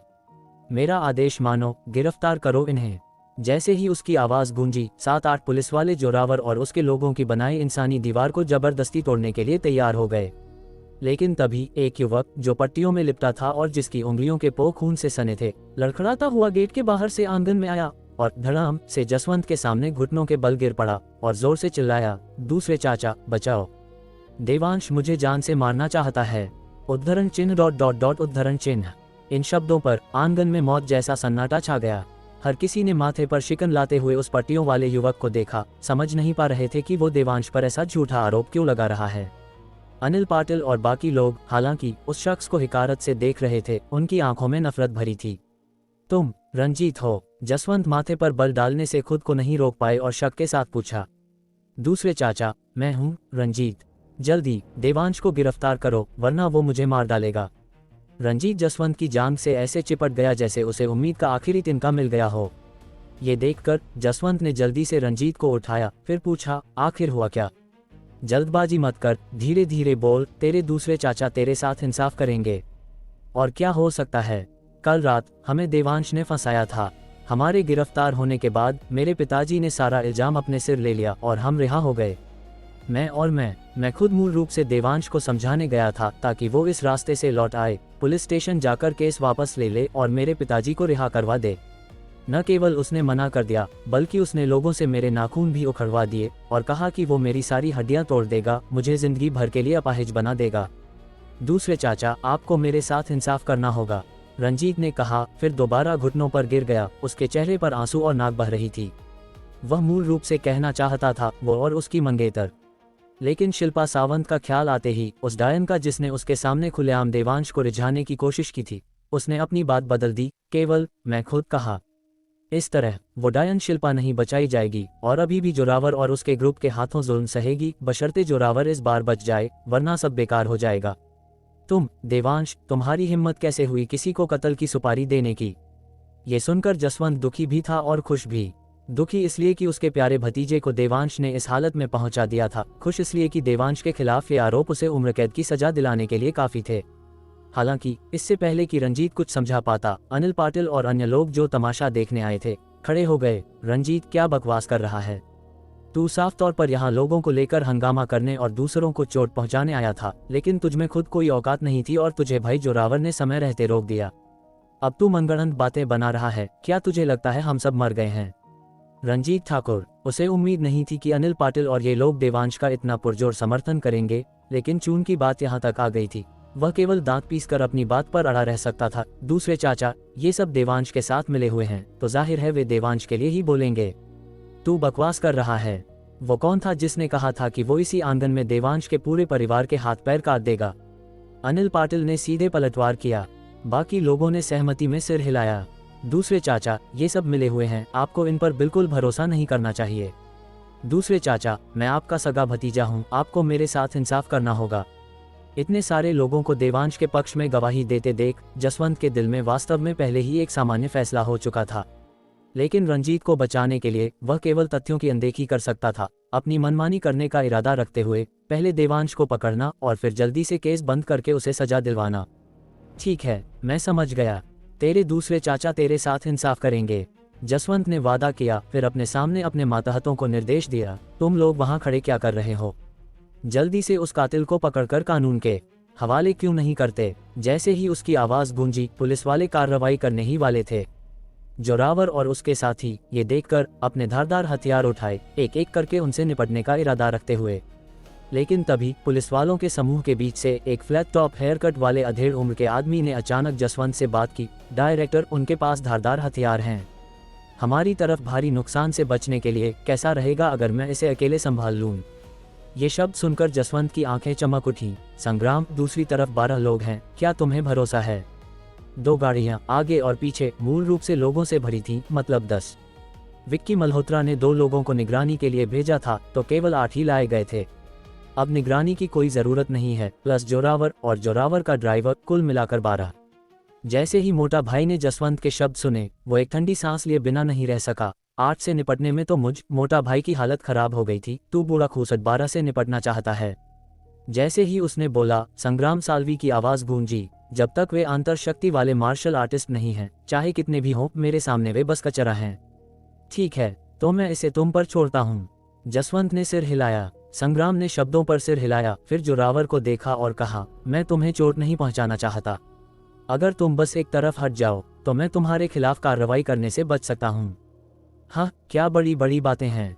अगर तुझमें दम है तो हमारी लाशों पर से गुजर, वरना तू मिस्टर देवांश का एक बाल भी नहीं छू पाएगा। जोरावर ने कहा और फिर पहल करते हुए हाथ में धारदार हथियार उठाया और संग्राम की ओर लपका। हाँ, बस भीड़। संग्राम ने उपहास किया, पीछे हटने के बजाय आगे बढ़ा, अपना दाहिना हाथ सीधे जोरावर के गले की ओर बढ़ाया। जोरावर ने अपनी कलाई मोड़ी और धारदार हथियार उसके शरीर के पास से गुजरा, संग्राम की गले की पकड़ को बेकार करते हुए। उसके साथियों ने भी ऐसा ही किया और आंगन तुरंत एक खूनी लड़ाई में बदल गया। फिर भी संग्राम के पीछे रहने का कोई संकेत नहीं था और उसने कई बार जोरावर के लिए काफी मुश्किल भी खड़ी की। ठीक उसी समय जब दोनों पक्ष एक भयंकर लड़ाई में उलझे हुए थे, देवांश, जो इस मामले का मुख्य पात्र था, वास्तव में मुड़ा और घर के अंदर चला गया। जसवंत को पता था कि उस घर का कोई पिछला दरवाजा नहीं है, इसलिए उसे चिंता नहीं थी कि देवांश उससे भाग जाएगा। और देवांश सचमुच नहीं भागा।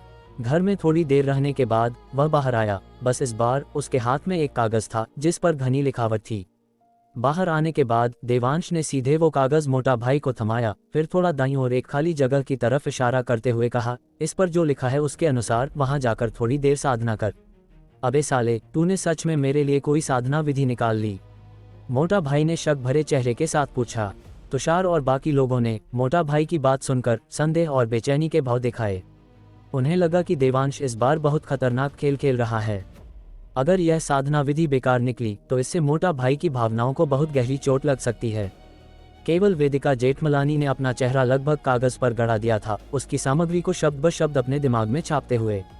लेकिन उसने झुककर देखने की हिम्मत नहीं की, क्योंकि देवांश ने कुछ नहीं कहा था और वह अपनी मर्जी से काम करने की हिम्मत नहीं कर सकती थी।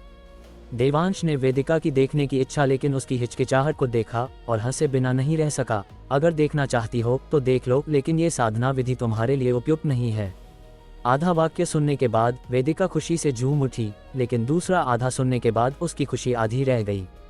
हालांकि उसने हार नहीं मानी और इसके बजाय ध्यान से देखने के लिए झुककर आदेश का पालन किया। आखिरकार यह उपयुक्त है या नहीं, ये तो साधना करने के बाद ही पता चलेगा। मोटा भाई द्वारा कागज को कई बार ऊपर से नीचे तक देखने के बाद वह फिर से माथे पर शिकन लाने और देवांश से पूछने से नहीं रोक सका, क्या तेरी ये चीज सच में काम कर सकती है? देवांश ने सिर हिलाया, फिर अखाड़े में संग्राम की ओर इशारा किया, तू अभी साधना शुरू कर।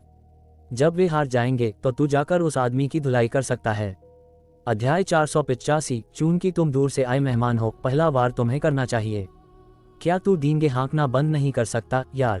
लकी ने झुंझलाते हुए सिर हिलाया और हंस पड़ा, लेकिन अपने शक के बावजूद उसने तुरंत वो कागज लिया और दाईं ओर खाली जगह पर भाग गया। अपनी आंतर शक्ति की साधना करते हुए उसे पढ़ने लगा। मोटा भाई को इतना गंभीर और उत्साहित देखकर तुषार को थोड़ा बुरा लगा, इसलिए उसने देवांश से कहा, तुझे उससे झूठ नहीं बोलना चाहिए था। आखिरकार मैच जल्द ही खत्म हो जाएगा और तब उसे शायद बहुत निराशा होगी। हमें कोशिश तो करनी ही चाहिए, है न? क्या पता वो सफल हो जाए। देवांश ने ज्यादा सफाई नहीं दी, बस फीका सा मुस्कुरा दिया। हालांकि डिम्पल और गुंजन भी देवांश को समझाना चाहते थे, लेकिन चूंकि मोटा भाई पहले ही प्रैक्टिस शुरू कर चुका था, अब देवांश से कुछ भी कहना बेकार होता। मुझे उम्मीद है कि भगवान मोटा भाई को जल्दी तरक्की दे। गुंजन ने अपने हाथ जोड़ लिए, मोटा भाई के लिए प्रार्थना करते हुए। उनके चेहरों को देखकर देवांश बस मुस्कुराया, कुछ नहीं कहा। सिर्फ वेदिका जेठमलानी मोटा भाई को ईर्ष्या से भरे चेहरे के साथ देख रही थी। उसने अभी अभी पूरे पाठ पर सरसरी नजर डाली थी। भाषा समझने में आसान थी, लेकिन सामग्री गहरी और रहस्यमय थी। उसने एक बार इसे प्रैक्टिस करने की कोशिश की और फिर बिना किसी कारण के अपने भीतर एक बेचैन ऊर्जा को उमड़ते हुए महसूस किया, जो उसके खून में रह रहकर उसकी पिछली नींव को हिला रही थी। यह महसूस करते हुए वेदिका ने जल्दी से प्रैक्टिस करना बंद कर दिया और देवांश को ऐसे घूरने लगी जैसे कोई किसी एलियन को देख रहा हो। ये कैसी स्वर्ग विरोधी साधना विधि है। केवल एक छोटे से चक्र को घुमाने में ही मेरे शरीर के भीतर एक अदृश्य ऊर्जा पैदा हो गई। अगर मैं इसे करती रही, हे भगवान, ये वास्तव में वैसा ही हो सकता है जैसा उसने कहा था, मुझे सिद्ध महागुरु के स्तर तक पहुंचा सकती है। ये सोचते हुए वेदिका गुंजन की प्रार्थना सुनकर खुलेआम मोटा भाई से ईर्ष्या करने से खुद को रोक नहीं सकी। उसकी आंखों में प्रशंसा भरी थी जब वह उसे देख रही थी। बस अफसोस की बात यह है कि यह साधना विधि वास्तव में उसके लिए उपयुक्त नहीं है, जिससे उसके लिए दोहरी साधना करना असंभव हो गया। वह केवल एक ही साधना चुन सकती है। हालांकि यह साधना विधि स्वर्ग विरोधी है, वह उस साधना विधि को छोड़ने की हिम्मत बिल्कुल नहीं कर सकती थी जिसे वह वर्तमान में कर रही थी। इसके अलावा यह साधना विधि मोटा भाई को दी गई थी। उसके लिए इस पर नजर डालना ठीक था, लेकिन अगर वह इसे चुपके से सीखती तो उसका अंजाम शायद दुखद होता। समय एक एक सेकंड करके बीतता गया और युद्ध के मैदान की स्थिति पूरी तरह से तब पलट गई जब संग्राम का घूंसा जोरावर की छाती पर लगा। तलवारों वाले 12 आदमी संग्राम के लगातार दबाव में कदम दर कदम पीछे हटने को मजबूर हो गए। अंत में जोरावर को छोड़कर जो अभी भी खड़ा हो सकता था, वे सभी जमीन पर बिखरे पड़े थे। उनमें अब लड़ने की ताकत नहीं बची थी। अब क्या मैं जाकर उस लड़के को पकड़ सकता हूँ? संग्राम ने मुस्कुराते हुए पूछा, हाँफते हुए जोरावर को देखते हुए। हालांकि जोरावर अभी भी उसे रोकना चाहता था, उसका दाहिना हाथ हिंसक रूप से कांप रहा था। तलवार घुमाना तो दूर, मूठ पकड़ना भी मुश्किल था। हाँ, अभी बहुत जल्दी है, मैं अभी गिरा नहीं हूँ, जोरावर ने कहा। फिर बड़ी मुश्किल से उसने तलवार अपने दाहिने हाथ से बाएं हाथ में बदल ली। वह बाएं हाथ का नहीं था, उसने ऐसा सिर्फ मूठ पकड़ने में सक्षम होने के लिए किया था। ये देखकर संग्राम ने हाथ बढ़ाया और वह तलवार छीन ली जिसे जोरावर के बाएं हाथ ने ज्यादा देर तक नहीं पकड़ा था। तुम बहुत अच्छे हो, लेकिन अफसोस कि तुम गलत आदमी के पीछे हो। अगर तुम मेरे साथ होते, संग्राम ने यहाँ तक कहा, फिर सिर हिलाया, गहराई में नहीं गया बल्कि सीधे देवांश की ओर चला गया। बस चुपचाप मेरे साथ चलो ताकि किसी को कष्ट न सहना पड़े, संग्राम ने देवांश से कहा। देवांश ये सुनकर मुस्कुराया। पास में ही साधना में मग्न मोटा भाई की ओर इशारा करते हुए बोला, उसे हरा दो और मैं तुम्हारे साथ चलूंगा।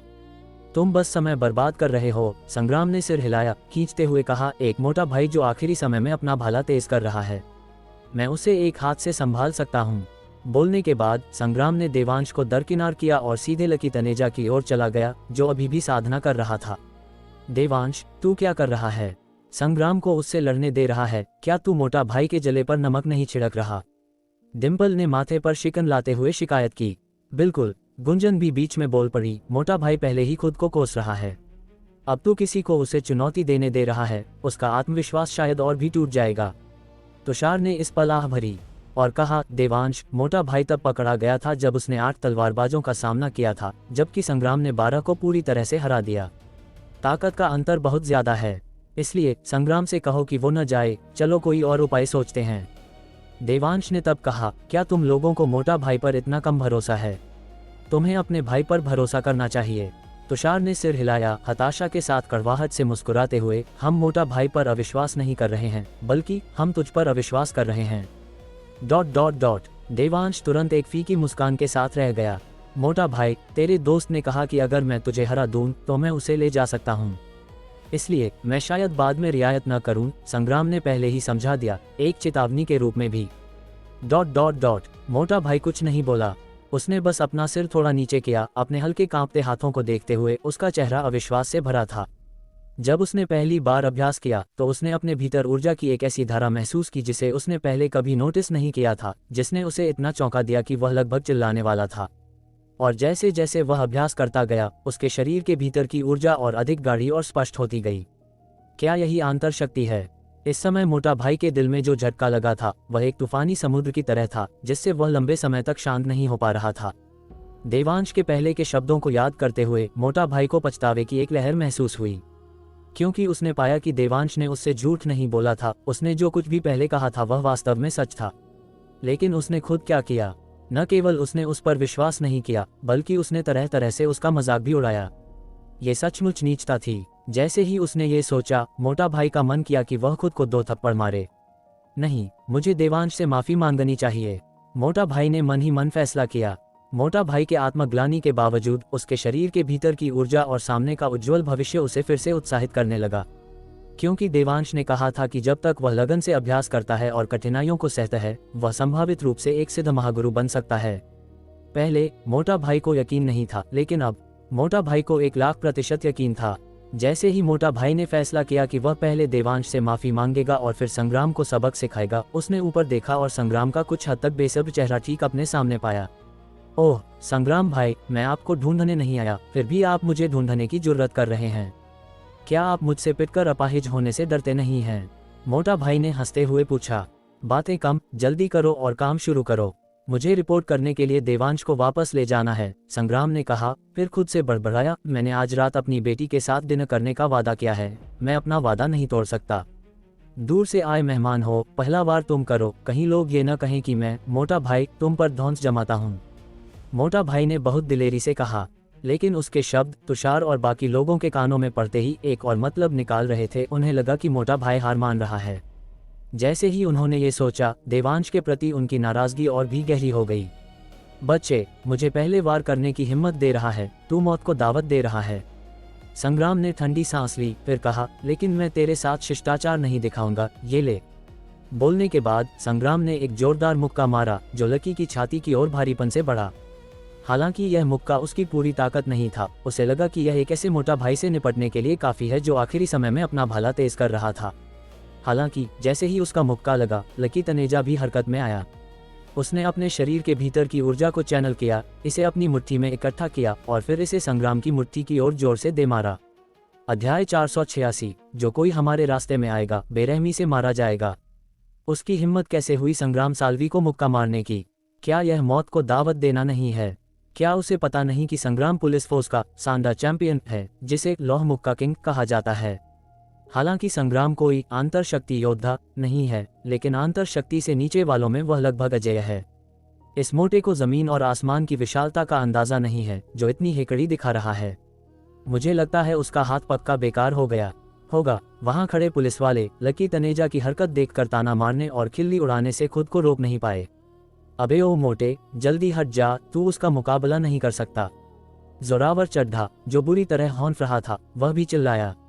उसने अभी अभी संग्राम से मुकाबला किया था और जानता था कि वह कितना भयानक है।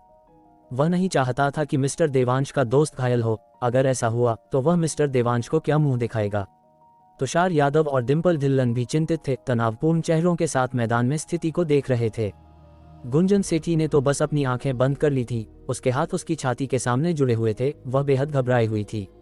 हालांकि ठीक जब सबको लगा कि उस मोटे का बुरा हाल होने वाला है, तभी उनकी आंखों के सामने जो नजारा आया, उसने सबकी आंखें फटी की फटी रहने पर मजबूर कर दिया। दोनों आदमियों के मुंह के एक भारी आवाज के साथ टकराए धड़ाम। फिर सबने देखा कि वह मोटा अपनी जगह पर अंगद के पैर की तरह जमा रहा, जबकि लौह मुक्का किंग कहलाने वाला संग्राम बार बार पीछे हटने पर मजबूर हो गया। इतना ही नहीं, जिस हाथ से उसने मुक्का मारा था वह अब उसके पहलू में बेजान होकर लटक रहा था, हवा के साथ किसी समुद्री घास की तरह हिल रहा था। यह क्या हड्डी टूट गई? ये नज़ारा देखकर एक पुलिस वाले के मुंह से हैरानी में निकल गया। जैसे ही ये शब्द निकले, वहां मौजूद हर कोई सन रह गया। सबके मुंह खुले के खुले रह गए। इस पल उनके दिमाग में बस एक ही ख्याल था, ये कैसे मुमकिन है? क्या संग्राम पुलिस फोर्स का लौह मुक्का किंग नहीं है? क्या वह आंतर शक्ति से नीचे अजेय मुक्का रखने के लिए नहीं जाना जाता? सिर्फ एक मुक्के में उसका हाथ कैसे टूट सकता है? क्या मैंने गलत देखा? सबके चेहरे सदमे से भरे थे, वे पूरी तरह से हक्का बक्का थे। जहां तक संग्राम का सवाल था, वह खुद अपनी मुट्ठी और हाथ से उठ रहे भीषण दर्द को महसूस कर रहा था। बरसों से मार्शल आर्ट्स की प्रैक्टिस करने के कारण वह बिना देखे ही जान गया था कि उसकी तर्जनी और अनामिका उंगलियों की हड्डियां जरूर टूट गई हैं। उसकी कलाई की हड्डियों में भी अलग अलग स्तर का फ्रैक्चर आया होगा और शायद पूरी तरह टूट भी गई हो। लेकिन इतना दर्द होने के बावजूद संग्राम न तो रोया और न ही चिल्लाया। इसके बजाय उसने अपने दांत भींचे और एक दबी हुई गुर्राहट छोड़ी, फिर अपना बायां हाथ बढ़ाया और अपनी ऊपरी बांह को कसकर पकड़ लिया ताकि इस तरह थोड़ा दर्द कम हो सके। अपने सामने खड़े उस मोटे को देखते हुए, जिसका बड़ा सा सिर और बड़े बड़े कान थे और जो खुद अपनी मुट्ठी को हैरानी से घूर रहा था, संग्राम को समझ नहीं आ रहा था आखिर इन मौके पर हथियार तेज करने वाले इस मोटे के मुके में इतनी भयानक ताकत कैसे हो सकती है। क्या ये सच हो सकता है जैसा कि पुराने बुजुर्ग कहते थे कि आखिरी समय में की गई तैयारी भले ही तेज न हो फिर भी चमकती है। लानत है, अगर मुझे पता होता तो मैं भी आखिरी समय में अपने हथियार तेज कर लेता, संग्राम ने अपने मन में सोचा, खुद पर ही हंसते हुए। और लकी तनेजा के चेहरे पर हैरानी के भाव देखकर ऐसा लग रहा था जैसे वह खुद उस मौके से बहुत हैरान था। कमबख्त, यह मोटा मजे ले रहा है और अभी भी मासूम बनने का नाटक कर रहा है। इसके पास साफ तौर पर भयानक ताकत है, लेकिन यह सच में और असंभव वाले भाव बनाकर मासूम बनने की जिद कर रहा है। क्या नौटंकी है। एक पल की खामोश बड़बड़ाहट के बाद संग्राम ने दांत भींचे अपने दाहिने हाथ के भयानक दर्द को बर्दाश्त किया और सच्ची प्रशंसा के साथ लकी तनेजा से कहा, मुझे उम्मीद नहीं थी कि जनाब एक आंतर शक्ति योद्धा निकलेंगे। मैं हार गया। हालांकि संग्राम बहुत नाखुश था, लेकिन उसने कोई तमाशा नहीं किया। इसके बजाय उसने खुले तौर पर उस मोटे के सामने अपनी हार स्वीकार कर ली। आखिरकार उसकी हार का मतलब डायरेक्टर की हार नहीं था। तो क्या हुआ अगर वह एक आंतर शक्ति योद्धा है। इस मिशन के लिए उनकी कमर पर एक और हथियार बंधा था। लेकिन जब सबने संग्राम के शब्द सुने तो उनकी पहले से ही हैरान आंखें लगभग बाहर ही निकल आईं। वह मोटा जो इतना साधारण दिखता था वास्तव में एक आंतर शक्ति योद्धा था। टीम लीडर संग्राम, कहीं आपको गलतफहमी तो नहीं हुई? क्या वह आदमी आंतर शक्ति योद्धा है? एक साथी ने लकी तनेजा की ओर देखा और हैरान होकर संग्राम से पूछा, अगर वह आंतर शक्ति योद्धा नहीं होता तो क्या वह एक मुक्के में मेरी हड्डियां तोड़ सकता था? संग्राम ने चिढ़कर कहा, फिर मुड़ा और जसवंत ठाकुर की ओर चल दिया। हर कोई जो अब तक थोड़ा शक कर रहा था संग्राम के दोबारा पुष्टि करने के बाद आखिरकार अपने शक को दूर कर चुका था और उसकी जगह एक सिहरन ने ले ली। खासकर जसवंत ठाकुर और अन्य लोग, उन्हें इस छोटे से गांव में एक आंतर शक्ति योद्धा से टकराने की उम्मीद बिल्कुल नहीं थी। जब उन्होंने लकी तनेजा को दोबारा देखा तो उनकी आंखों में अब पहले वाली हिकारत नहीं थी, बल्कि एक बेकाबू सम्मान था। और जोरावर चड्ढा तो पूरी तरह से चकरा गया था। चूंकि तुम एक आंतर शक्ति योद्धा हो तो पहले मेरे मातहतों से क्यों पिट रहे थे? क्या ऐसा हो सकता है कि तुम्हारी आंतर शक्ति योद्धा वाली स्किल का कोई कूल डाउन टाइम है? क्या विक्की मल्होत्रा से निपटते वक्त वह कूल डाउन पर थी? अनिल पाटिल और बाकी लोग भी आश्चर्य और उलझन से भरे थे। अगर यह मोटा सच में आंतर शक्ति योद्धा था तो पहले विक्की मल्होत्रा से निपटते वक्त उसका हाथ कटने की नौबत क्यों आ गई थी? लेकिन अगर वह नहीं था तो उसने एक मुक्के में संग्राम की मुट्ठी कैसे तोड़ दी? क्या ऐसा हो सकता है कि नाश्ता करने के दौरान यह मोटा अनजाने में ही आंतर शक्ति योद्धा बन गया? सबसे ज्यादा हैरान तुषार यादव और बाकी दो लोग थे जो उसे अंदर बाहर से जानते थे। इस पल उनके चेहरों पर दहशत किसी और से कहीं ज्यादा गहरी थी। आखिरकार वे लकी तनेजा को मिडिल स्कूल से जानते थे और जानते थे कि यह आदमी बिल्कुल भी आंतर शक्ति योद्धा नहीं हो सकता, वरना उसकी उपलब्धियां यहीं तक सीमित नहीं होती। इसके अलावा नाश्ते से पहले लकी तनेजा खुद एक अच्छा गुरु या गुप्त विधि न मिल पाने की शिकायत कर रहा था, वरना वह विक्की मल्होत्रा के लाए हुए गुर्गों से नहीं हारता। ये देखते हुए वह आंतर शक्ति योद्धा कैसे हो सकता है? लेकिन संग्राम का टूटा हुआ हाथ झूठ नहीं हो सकता था, जिसका मतलब था कि वह मोटा वाकई एक आंतर शक्ति योद्धा था। यह विरोधाभास उन्हें पूरी तरह से हैरान कैसे न करता? ये सोचते हुए चारों समूहों के लोगों ने एक साथ देवांश ठाकुर की ओर देखा, जो एक तरफ उकड़ू बैठा पीहू के साथ मिट्टी से खेल रहा था। उसने जो कागज उस मोटे को दिया था उसमें जरूर कुछ अजीब बात थी। यह महसूस करने के बाद तुषार यादव और बाकी दो लोगों का मुंह अनजाने में खुल गया। वे अविश्वास के साथ देवांश ठाकुर को देखने लगे। डिम्पल धिल्लन और गुंजन सेठी के खुले मुंह में तो एक पूरा ककड़ी घुस सकता था, जबकि तुषार यादव के मुंह में एक बड़ा वड़ा पाव। इस पल उनके दिमाग में बस एक ही ख्याल था। देवांश ठाकुर ने खाने की मेज पर जो कहा था कि उसके पास एक साधना तकनीक है, वह वास्तव में सच था। लेकिन ये कैसे हो सकता है? वह हमारी तरह ही एक बाहरी व्यक्ति है और उसका बैकग्राउंड तो हमसे भी बदतर है। उसके पास आंतर शक्ति की साधना करने की तकनीक कैसे हो सकती है? और अगर उसके पास सच में ये साधना तकनीक थी तो उसने खुद साधना क्यों नहीं की? या फिर क्या वह वास्तव में लंबे समय से साधना कर रहा है और वह पहले से ही एक आंतर शक्ति योद्धा है? ये सोचते हुए जब तुषार यादव और बाकी दो लोगों ने दोबारा देवांश ठाकुर की ओर देखा तो उनकी आंखें संदेह और उलझन से भर गईं। वे अब वास्तव में जानना चाहते थे कि बेवकूफ़ बनने के उन 2-3 सालों के दौरान देवांश ठाकुर ने क्या अनुभव किया था। जबकि हर कोई हैरान था, संग्राम चलकर जसवंत ठाकुर के पास गया। उसने अपना सिर झुकाया और कहा, डायरेक्टर साहब, मुझे माफ़ कर दीजिए, मुझसे गलती हो गई और मैंने आपको निराश किया। जसवंत ठाकुर ने हाथ हिलाया और कहा, कोई बात नहीं, एक मामूली आंतर शक्ति योद्धा पूरी बाजी पलटने के लिए काफ़ी नहीं है। बोलने के बाद जसवंत ठाकुर ने जोर से लकी तनेजा पर चिल्लाया, ए जवान मोटे, हालांकि तुम एक अंतरशक्ति योद्धा हो, लेकिन हम सरकारी ड्यूटी कर रहे हैं। मुझे उम्मीद है कि तुम इस मामले में दखल नहीं दोगे, कहीं ऐसा ना हो कि तुम अपना भविष्य बर्बाद कर लो। ... लकी तनेजा ये सुनकर अभी भी अपनी मुट्ठी को पागलों की तरह घूर रहा था। उसके चेहरे पर सदमा किसी और से कम नहीं था। अगर जसवंत ठाकुर ने मोटे शब्द का इस्तेमाल न किया होता, जो लकी तनेजा के लिए बेहद संवेदनशील था, तो अनुमान है कि लकी तनेजा अभी थोड़ी देर और सदमे से बाहर नहीं आता। लेकिन जैसे ही वह किसी सपने से जागा, उसने जसवंत ठाकुर की चेतावनी को नज़रअंदाज कर दिया। इसके बजाय उसकी आंखें चमक उठीं और वह भागकर देवांश ठाकुर के पास गया, जो अभी भी पीहू के साथ मिट्टी से खेल रहा था, और उत्साह से बोला, देवांश भाई, नहीं, देवांश बापू, नहीं, दादाजी देवांश, आपकी साधना तकनीक तो गजब है। आज से आप मेरे सगे दादाजी हैं। देवांश ठाकुर जमीन पर उकड़ूं बैठा था, पीहू के साथ एक छोटी लकड़ी से मिट्टी मिला रहा था। उस मोटे की बातें सुनकर उसने ऊपर देखा और मुस्कुराते हुए गाली दी, दफा हो जा, ये युवा मालिक अभी अपनी जवानी के जोश में है, मैं तेरे जितना बूढ़ा पोता नहीं पाल सकता। और वैसे भी क्या तूने पहले नहीं कहा था कि मैं डींगे हाँक रहा हूँ? अब इतना विनम्र क्यों हो रहा है? क्या तेरे गाल में दर्द नहीं हो रहा? मोटे का पुराना चेहरा शर्म से लाल हो गया और वह खीसे निपुरते हुए बोला, कोई बात नहीं, मेरी चमड़ी मोटी है, मुझे बेइज्जती से डर नहीं लगता। बोलने के बाद वह मोटा नखरे दिखाते हुए इतराते हुए बोला, इसके अलावा मोटा भाई ऐसी कितनी भी बेइज्जती झेल सकता है। प्लीज दादाजी देवांश, इस सेवक पर तरस मत खाए, बस मुझे अपने दिल की तसल्ली के लिए कुचल डालिए और रौंद डालिए। उफ़, देवांश ठाकुर ने तुरंत वहीं उबकाई ली, फिर बेबसी से तुषार यादव और बाकी दो लोगों की ओर देखा, जो भी उबकाई ले रहे थे। ये नमूना इतना पागल हो रहा है, तुम लोग कुछ करने नहीं वाले? तुषार यादव ने वेदिका जेठमलानी के कंधे पर हाथ रखा और सिर झुकाकर उबकाई लेते हुए उसने देवांश ठाकुर की ओर हाथ हिलाया और कहा, मुझे मत बुलाओ, इस नमूने की विनाशकारी शक्ति बहुत ज्यादा है, ये भाई भी अब इसे नहीं झेल सकता। डिम्पल धिल्लन, मोटे, अगर तूने अपनी यह दिव्य शक्ति दिखाना बंद नहीं किया तो मेरा आज का नाश्ता करना बेकार चला जाएगा। गुंजन सेठी ने तो अपना माथा पकड़ लिया और आह भरी, मेरी दोस्ती ऐसे नमूने से कैसे हो गई? हालांकि उन्होंने ऐसा कहा, लेकिन वे वास्तव में अंदर से बेहद खुश थे, क्योंकि वह मोटा जितना पागलपन कर रहा था, उतना ही यह उसकी इस पल की खुशी को दिखा रहा था, जिसका मतलब ये भी था कि वह मोटा सच में एक अंतरशक्ति योद्धा बन गया था।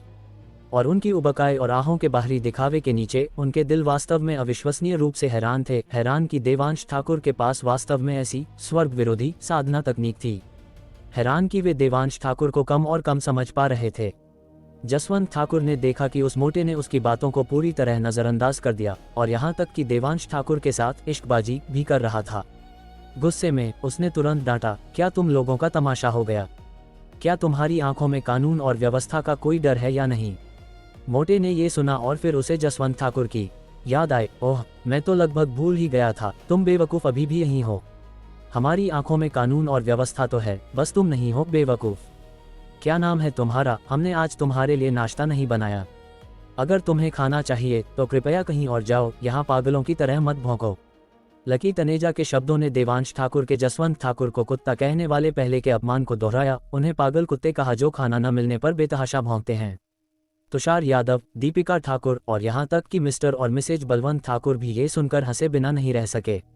दूसरी ओर जसवंत ठाकुर उस मोटे की बातों से इतना गुस्से में था कि उसका चेहरा पीला पड़ गया। उसने अपनी कमर से पिस्तौल निकाली, लकी तनेजा को घूरा और भयानक भाव के साथ कहा, एक मामूली अंतरशक्ति योद्धा और इतना घमंड। मैं देखना चाहता हूं कि किसका मुक्का तेज है या मेरी गोली। गार्ड्स, गिरफ्तार करो देवांश ठाकुर, इस अपराधी को, और जो कोई भी रोकने की हिम्मत करेगा उसे बेरहमी से मार दिया जाएगा। अध्याय 487, एक ऐसा नाटक जो जिंदगी में बस एक बार होता है। जैसे ही जसवंत ठाकुर ने आदेश दिया, सभी पुलिस वालों ने अपनी कमर से पिस्तौलें निकाल ली और देवांश ठाकुर की ओर बढ़ने लगे। उद्धरण चिन्ह ... हिस। ये देखकर गांव वालों के चेहरे तुरंत दहशत से भर गए और वे अनजाने में ही एक कदम, दो कदम, कई कदम पीछे हट गए। उन्हें डर था कि कहीं कोई भटकती हुई गोली गलती से उन्हें न लग जाए।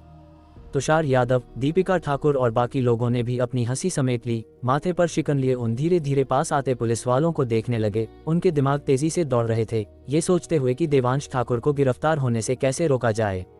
हालांकि उनका मानना था कि देवांश ठाकुर अवैध रूप से सिगरेट नहीं ले जाएगा, लेकिन इस बिंदु पर क्या ये मायने भी रखता था कि देवांश ठाकुर ने कानून तोड़ा है या नहीं। भले ही देवांश ठाकुर ने कानून न तोड़ा हो, जब तक वह जसवंत ठाकुर के हाथों में रहेगा, अंततः उसे यातना देकर गुनाह कबूल करवाया जाएगा। भले ही देवांश ठाकुर जिद्दी हो और कुछ भी न कबूले, जसवंत ठाकुर शायद उसे यातना देकर अधमरा कर देगा। इसलिए चाहे कुछ भी हो, वे जसवंत ठाकुर को देवांश ठाकुर को ले जाने नहीं दे सकते थे। सिया, जो पीहू की देखभाल कर रही थी, ये नज़ारा देखकर चुपचाप एक कदम बाईं ओर बढ़ी, अपने शरीर का इस्तेमाल करके देवांश ठाकुर और पीहू को ढालने के लिए, जो जमीन पर बैठकर मिट्टी से खेल रहे थे। चूंकि पीहू ने बचपन से ही हिंसक वसूली देखी थी, इसलिए उसे ऐसे दृश्यों की आदत सी हो गई थी। वह किसी भी और से ज्यादा शांत थी, अभी भी देवांश ठाकुर के साथ मिट्टी से खेलने में मग्न थी। मोटा भाई लकी तनेजा का चेहरा पीला पड़ गया था और वह कई कदम आगे बढ़ा, सिया और तुषार यादव के सामने खड़ा हो गया। मोटे भाई, क्या तुम इतना आगे इसलिए खड़े हो क्योंकि तुम्हें भरोसा है कि तुम उन्हें हरा सकते हो? तुषार यादव ने धीमी आवाज में पूछा। उद्धरण चिन्ह ... उद्धरण चिन्ह। लकी तनेजा ने यह सुना तो तुरंत अपनी आंखें चौड़ी कर लीं और तुषार यादव को घूरते हुए बोला, तुम यहाँ कैसी पागलों वाली बातें कर रहे हो? क्या तुम्हें पता है कि वह चीज़ जो उन्होंने पकड़ रखी है उसे क्या कहते हैं? वह एक बंदूक है, अंग्रेजी में उसे गन कहते हैं। क्या तुम्हें पता है कि बंदूक का मतलब क्या होता है? इसका मतलब है 10 कदम दूर बंदूक तेज है और 10 कदम के भीतर बंदूक तेज भी है और निशाना भी पक्का है। तुम्हारी हिम्मत कैसे हुई मुझसे ये पूछने की कि क्या मुझे भरोसा है कि मैं उन्हें हरा सकता हूँ? तुम सीधे मुझसे ये क्यों नहीं पूछते कि क्या मैं अपने नंगे हाथों से गोलियां पकड़ सकता हूँ? तुषार यादव ने ये सुना तो वह थोड़ा असहमत लगा। ये सही नहीं होना चाहिए, तुम अब पुराने मोटे भाई नहीं रहे, तुम अब एक आंतर शक्ति योद्धा हो। क्या तुम्हें सच में भरोसा नहीं है कि तुम उन्हें हरा सकते हो? मोटे भाई ने सिर हिलाया। मैं उन्हें हरा सकता हूँ या नहीं ये तो मुझे नहीं पता, लेकिन मुझे पूरा भरोसा है कि वे मुझे गोलियों से छलनी कर सकते हैं। क्या तुम चाहते हो कि मैं, मोटा भाई, तुम्हें एक डेमो दूं? एक ऐसा नाटक जो बस एक बार होता है। अगर तुम्हें भरोसा नहीं है तो तुम इतना आगे क्यों खड़े हो, हीरो बनने की कोशिश कर रहे हो? तुषार यादव अपनी आंखें घुमाए बिना नहीं रह सका। उसने चिढ़कर पूछा, लानत है, मैं आखिर एक आंतर शक्ति योद्धा हूँ, मैं तुम लोगों के पीछे छुप कर तो नहीं बैठ सकता ना। वैसे भी हर बार जब कुछ होता है तो कब मैंने, मोटे भाई ने आगे बढ़कर मोर्चा नहीं संभाला। लकी तनेजा ने भी चिढ़कर कहा, और उन बारों का क्या जब तुम संभाल नहीं पाए? तो फिर स्वाभाविक रूप से गंदगी साफ करना तुम्हारे ऊपर है। मोटे भाई ने ये कहा, फिर अचानक उसकी आंखें चमक उठीं और उसने पूछा, क्या तुम कह रहे हो कि तुम संभाल सकते हो? बोलने के बाद, इससे पहले कि तुषार यादव जवाब दे पाता, वह खिसक कर तुषार यादव के पीछे चला गया और फिर एक चापलूसी भरी मुस्कान के साथ बोला, माफी चाहता हूँ, मैं लगभग भूल ही गया था, तुम्हारे पिता अब काउंटी पार्टी सेक्रेटरी हैं। जैसे ही ये शब्द निकले, वहां मौजूद हर कोई, चाहे वह गांव वाले हों या पुलिस वाले, सन रह गया। इस देवांश ठाकुर ने वास्तव में एक काउंटी पार्टी सेक्रेटरी के बेटे से दोस्ती कर ली। धत्तेरे की, क्या इसका मतलब यह नहीं हुआ कि देवांश ठाकुर अब करजत के इस छोटे से इलाके में सीना तान के चल सकता है? आखिरकार एक प्रसिद्ध national excellent county party secretary ने एक बार अपनी किताब में कहा था कि एक पड़ोसी काउंटी के सेक्रेटरी ने उन्हें बताया था कि जब तक आप एक रात सपना देखते हैं और आप उसे अगले दिन बोलने के लिए तैयार हैं, कोई ना कोई उसे पूरा करने में आपकी मदद करेगा। एक काउंटी में पार्टी सेक्रेटरी भगवान की तरह होता है और पार्टी सेक्रेटरी की ताकत इतनी बड़ी होती है। अब जब देवांश ठाकुर के पास ऐसा दोस्त था, और वह भी जो सुबह सुबह देवांश ठाकुर के परिवार को नए साल की बधाई देने आया था, तो ये कहना कि देवांश ठाकुर काउंटी में सीना तान के चल सकता है, एक छोटी बात थी, उसे तो उड़ना चाहिए। यहाँ तक कि जसवंत ठाकुर तुषार यादव की पहचान जानकर अनजाने में अपनी भौहें सिकोड़ बैठा। पावर का दुरुपयोग उन लोगों के लिए था जो सिस्टम के बाहर थे। अगर आप सिस्टम के भीतर हैं और फिर भी इतने खुलेआम हैं, तो इससे एक अंतहीन संघर्ष हो सकता है। हालांकि वह थाने के पब्लिक सिक्योरिटी ब्यूरो का डायरेक्टर था और एक डिप्टी डिपार्टमेंट लेवल कैडर था, जो काउंटी पार्टी सेक्रेटरी से ऊंचा पद था, जो एक रेगुलर डिवीजन लेवल कैडर होता है। लेकिन अगर वास्तव में टकराव हुआ तो यह अनिश्चित था कि कौन जीतेगा। आखिरकार आधिकारिक हलकों में जो तुलना की जाती है वह कभी भी सही आधिकारिक पद नहीं होता, बल्कि उनके पीछे के समर्थन की ताकत होती है। ये सोचकर जसवंत ठाकुर थोड़ी दुविधा में था। अगर तुषार यादव देवांश ठाकुर की रक्षा करने के लिए दृढ़ था तो वह शायद आज उसे ले जा नहीं पाएगा। डायरेक्टर जसवंत, क्या आप वाकई मुझ पर बंदूक तानना चाहते हैं? तुषार यादव ने मोटे भाई के उसके पीछे खड़े होने के बाद जसवंत ठाकुर से पूछा। वह पहले जसवंत ठाकुर को देख रहा था, इसलिए उसने उसके चेहरे के भावों में बदलाव स्पष्ट रूप से देखे। जब उसने जसवंत ठाकुर को हिचकिचाते देखा तो वह जान गया कि एक मौका है, लेकिन उसने बहुत ज्यादा निश्चित होकर बोलने की हिम्मत नहीं की, ये डरते हुए कि जसवंत ठाकुर कहीं बेताब न हो जाए। क्या तुम सेक्रेटरी डिम्पल के बेटे हो? जसवंत ठाकुर ने तुषार यादव के सवाल का सीधा जवाब नहीं दिया, बल्कि उल्टा पूछ लिया। आखिरकार तुषार यादव का सवाल बहुत पेचीदा था और जसवंत ठाकुर इसका तुरंत जवाब नहीं दे सकता था। उस पर बंदूक तानना, इसका मतलब होगा काउंटी पार्टी सेक्रेटरी से युद्ध छेड़ना। लेकिन अगर उसने बंदूक नहीं तानी तो जसवंत ठाकुर के अधिकार और इज्जत का क्या? जसवंत ठाकुर, तुम्हारी जानकारी थोड़ी पुरानी है। अब करजत में सरनेम यादव है, ढिल्लन नहीं। लकी तनेजा ने जोर से कहा। ये कब हुआ? मुझे क्यों नहीं पता? जसवंत ठाकुर ने गहरी भौहें सिकोड़ी। कोई आश्चर्य नहीं कि पुलिस स्टेशन के हेड को न पाकर वह सेक्रेटरी डिम्पल को खोजने गया था, लेकिन उसे भी नहीं पा सका। तो वह पहले ही पद छोड़ चुके थे। यह आज सुबह ही तय हुआ है। लाल मुहर वाला दस्तावेज शायद काउंटी पार्टी कमेटी की इमारत में पहुंच चुका है। तुम फोन करके क्यों नहीं पूछ लेते? लकी तनेजा ने गर्व से कहा। उद्धरण चिन्ह ... उद्धरण चिन्ह। जसवंत ठाकुर स्वाभाविक रूप से वास्तव में फोन करके नहीं पूछता, क्योंकि आम लोग इतनी बड़ी घटना को गलत नहीं बताएंगे। जो बात उसे चिंतित कर रही थी वह ये थी कि सुबह सुबह और नए साल के दूसरे दिन इतना महत्वपूर्ण कर्मियों का फेरबदल क्यों होगा। ये लगभग प्रांत के सभी कैडर को ये घोषित करने के बराबर था कि उस बच्चे के पिता को एक शक्तिशाली समर्थन मिल गया है, इतना शक्तिशाली कि वह नए साल के दूसरे दिन के शुरुआती घंटों में कर्मियों के बदलाव को अंतिम रूप दे सकता है। इसलिए मोटे भाई की बातें सुनने के बाद जसवंत ठाकुर हिचकिचाया। वह सोच रहा था कि क्या उसे धनराज ठाकुर के लिए एक बेहद शक्तिशाली समर्थन वाले काउंटी पार्टी सेक्रेटरी को नाराज करना चाहिए।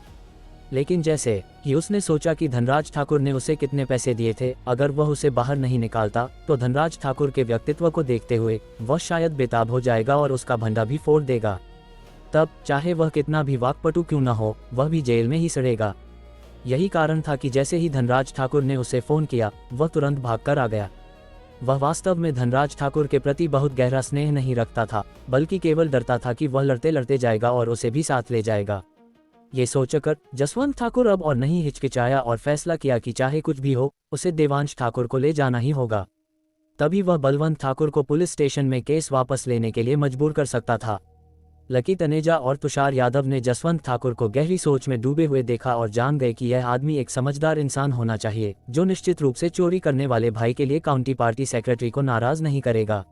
इसलिए उन्हें पूरा यकीन था कि जसवंत ठाकुर देवांश ठाकुर पर दोबारा हाथ नहीं डालेगा।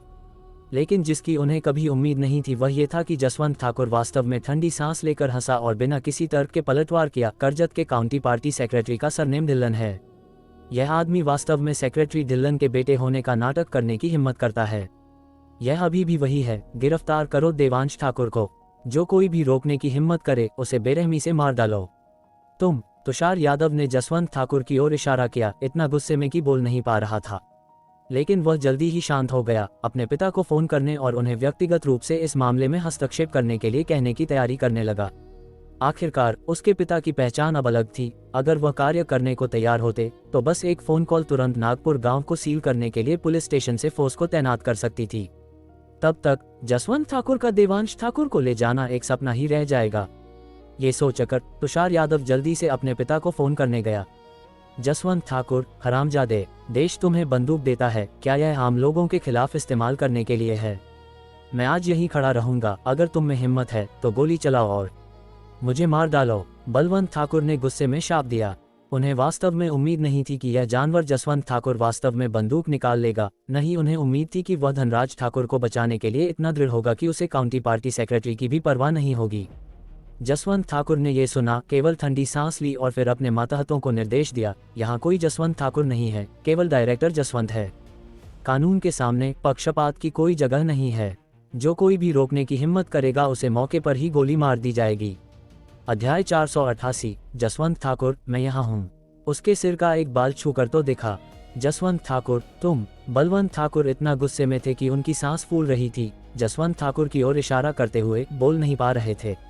देवांश ठाकुर, जो किसी समय बलवंत ठाकुर के पास पहुंच गया था, उनकी पीठ थपथपाने के लिए आगे बढ़ा। मुस्कुराते हुए उन्हें तसल्ली दी, पिताजी, उस जैसे कचरे पर गुस्सा करना बेकार है। चिंता मत करो, जब तक मैं राजी नहीं होता वह आज मुझे ले जा नहीं पाएगा। अरे बेवकूफ़ लड़के, तुम अभी भी क्या बकवास कर रहे हो? क्या तुम अभी भी आधी नींद में हो? क्या तुमने नहीं देखा कि उन सबके पास बंदूकें हैं? बलवंत ठाकुर चिंता से लगभग मरे जा रहे थे। चिंता मत करो, वे बस तुम्हें डराने के लिए बंदूकों का इस्तेमाल कर रहे हैं। वे वास्तव में गोली नहीं चलाएंगे और उनकी हिम्मत भी नहीं होगी। इसके अलावा भले ही वे गोली चला भी दें, वे हमें चोट नहीं पहुंचा पाएंगे, देवांश ठाकुर ने मुस्कुराते हुए कहा। बलवंत ठाकुर ने ये सुना और देवांश ठाकुर के माथे को छूने के लिए हाथ बढ़ाने से खुद को रोक नहीं सके। तुम छोटे बदमाश, तुम इस प्रदर्शन से डरकर पागल तो नहीं हो गए हो?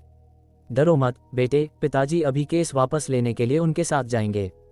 हम उनसे और नहीं लड़ेंगे जब तक तुम सुरक्षित हो। ये कहते हुए बलवंत ठाकुर ने जसवंत ठाकुर पर चिल्लाया, जसवंत ठाकुर, मैं तुम्हारे साथ केस वापस लेने चलूंगा। अपने आदमियों से कहो कि अपनी बंदूकें नीचे कर लें, उन्होंने मेरे बेटे को डरा दिया है। एक बूढ़े पिता की आंखों में उसका बेटा चाहे कितना भी बड़ा क्यों न हो जाए, वह हमेशा एक बच्चा ही रहेगा। बलवंत ठाकुर की नज़रों में देवांश ठाकुर बिल्कुल ऐसा ही था, जिसने देवांश ठाकुर को उन शब्दों को सुनने के बाद कड़वा और अवाक कर दिया, इस हद तक कि वह हक्का बक्का रह गया। जसवंत ठाकुर ने यह सुना और तुरंत विजय के साथ हंसा, अगर तुमने ये पहले किया होता तो क्या ये खत्म नहीं हो जाता? तुमने हमें बंदूकें निकालने पर मजबूर किया, कितने दयनीय हो। उद्धरण चिन्ह ... उद्धरण चिन्ह। बलवंत ठाकुर वापस गाली देने वाले थे, लेकिन बंदूकों की काली नालियों को देखकर और यह याद करते हुए कि उनका बेटा उनसे डरता था, उनके पास अपने गुस्से को निगलने और उन शब्दों को वापस धकेलने के अलावा कोई चारा नहीं था जो उनकी जुबान की नोक पर थे। जसवंत ठाकुर, क्या तुम पहले कभी मरे नहीं हो? देवांश ठाकुर ने ठंडेपन से कहा, उसका चेहरा गंभीर था, जसवंत ठाकुर को घूरते हुए। उद्धरण चिन्ह ... उद्धरण चिन्ह। जसवंत ठाकुर देवांश ठाकुर की आंखों को देखने के बाद दहशत में मौके पर ही कांप गया। एक डायरेक्टर के रूप में अपने पद पर उसने हर तरह के हथियारों को देखा था, लेकिन उसने देवांश ठाकुर जैसी भयानक आंखें कभी नहीं देखी थीं। वे आंखें उस दानव की तरह थीं जिसने हजारों जानें ली थीं और लाशों के ढेर से बाहर रेंग कर आया था, बस एक नज़र लोगों को डर से कंपा देती थी। देवांश, बस कम बोलो, पिताजी ने केस वापस लेने के लिए उनके साथ जाने का फैसला कर लिया है। उसे और मत उकसाओ, बलवंत ठाकुर ने जल्दी से देवांश ठाकुर को सलाह दी। बोलने के बाद वह आगे बढ़े, केस वापस लेने के लिए पुलिस स्टेशन जाने का इरादा रखते हुए। लेकिन जैसे ही उन्होंने एक कदम बढ़ाया, देवांश ठाकुर ने उन्हें अपने शरीर से रोक दिया। फिर देवांश ठाकुर ने उन पर मुस्कुराते हुए कहा, पिताजी, हम नहीं जा रहे हैं। आपका बेटा आज उन दोनों भाइयों को बताने जा रहा है कि बुजुर्ग दंपति का अनादर करने का कितना दुखद अंत होता है। बेटे, रहने दो, हम उन्हें नहीं हरा सकते। लक्ष्मी ठाकुर बलवंत ठाकुर के बगल में खड़ी डर रही थी कि देवांश ठाकुर लापरवाही से काम लेगा। इस पल वे उसके कपड़े खींचती रहीं, उसे इशारा करती रहीं कि और कुछ न कहे। माँ, आप गलत हैं, ऐसा नहीं है कि हम उन्हें हरा नहीं सकते, बात यह है कि उन्हें हमसे लड़ने का अधिकार भी नहीं है। आप और पिताजी बस इंतजार करें और तमाशा देखें, देवांश ठाकुर ने एक सुकून और आत्मविश्वास भरी मुस्कान के साथ कहा। उसके आत्मविश्वास ने दीपिका ठाकुर, सिया और अन्य लोगों को हैरान कर दिया। वे सब ने भौहें सिकुड़ी, सोच रहे थे कि देवांश ठाकुर को इतना आत्मविश्वास कहाँ से मिला। भले ही किसी के पास कितना भी पैसा हो, लॉ एनफोर्समेंट ब्यूरो में सत्ता में बैठे लोगों को नाराज करना बेकार होगा, है ना? आखिरकार उनके पास बंदूकें थीं। लकी तनेजा, डिम्पल ढिल्लन और बाकी लोग भी चिंतित थे, सोच रहे थे कि देवांश ठाकुर इस बिंदु पर भी बहादुरी का दिखावा करने की कोशिश क्यों कर रहा था। क्या वह थोड़ा झुककर जसवंत ठाकुर के साथ समझौता नहीं कर सकता था? ये थोड़ा अपमानजनक हो सकता था, लेकिन कम से कम वह अपनी जान बचा सकता था। इस पल जसवंत ठाकुर भी होश में आया। हालांकि उसकी हिम्मत देवांश ठाकुर की आंखों में देखने की नहीं थी, लेकिन उसमें आदेश देने की हिम्मत थी। तुम लोग अभी भी वहां क्यों खड़े हो? तुम उस बच्चे को जल्दी गिरफ्तार क्यों नहीं कर रहे हो? पुलिस वालों ने ये सुना और आखिरकार अपने कदम फिर से बढ़ाए, जो पहले तुषार यादव की वजह से रुक गए थे। पुलिस वालों को आखिरकार फिर से आगे बढ़ते देख रंजीत ठाकुर, जो जसवंत ठाकुर के पीछे छिपा था, अचानक जोर से हंसा। देवांश ठाकुर, हरामजादे, क्या तुम पहले बहुत अहंकारी नहीं थे? अब क्यों दुबक रहे हो? अगर तुम इतने काबिल हो तो मुझे देखने के लिए अहंकारी बनो।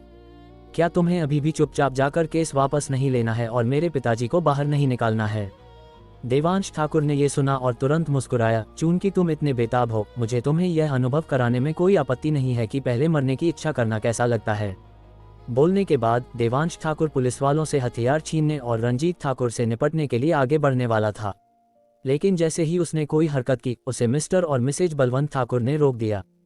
फिर बुजुर्ग दंपति उसे लगातार आग्रह करते रहे कि वह आवेगी न हो और बलवंत ठाकुर के केस वापस लेने के लिए सहमत हो जाए।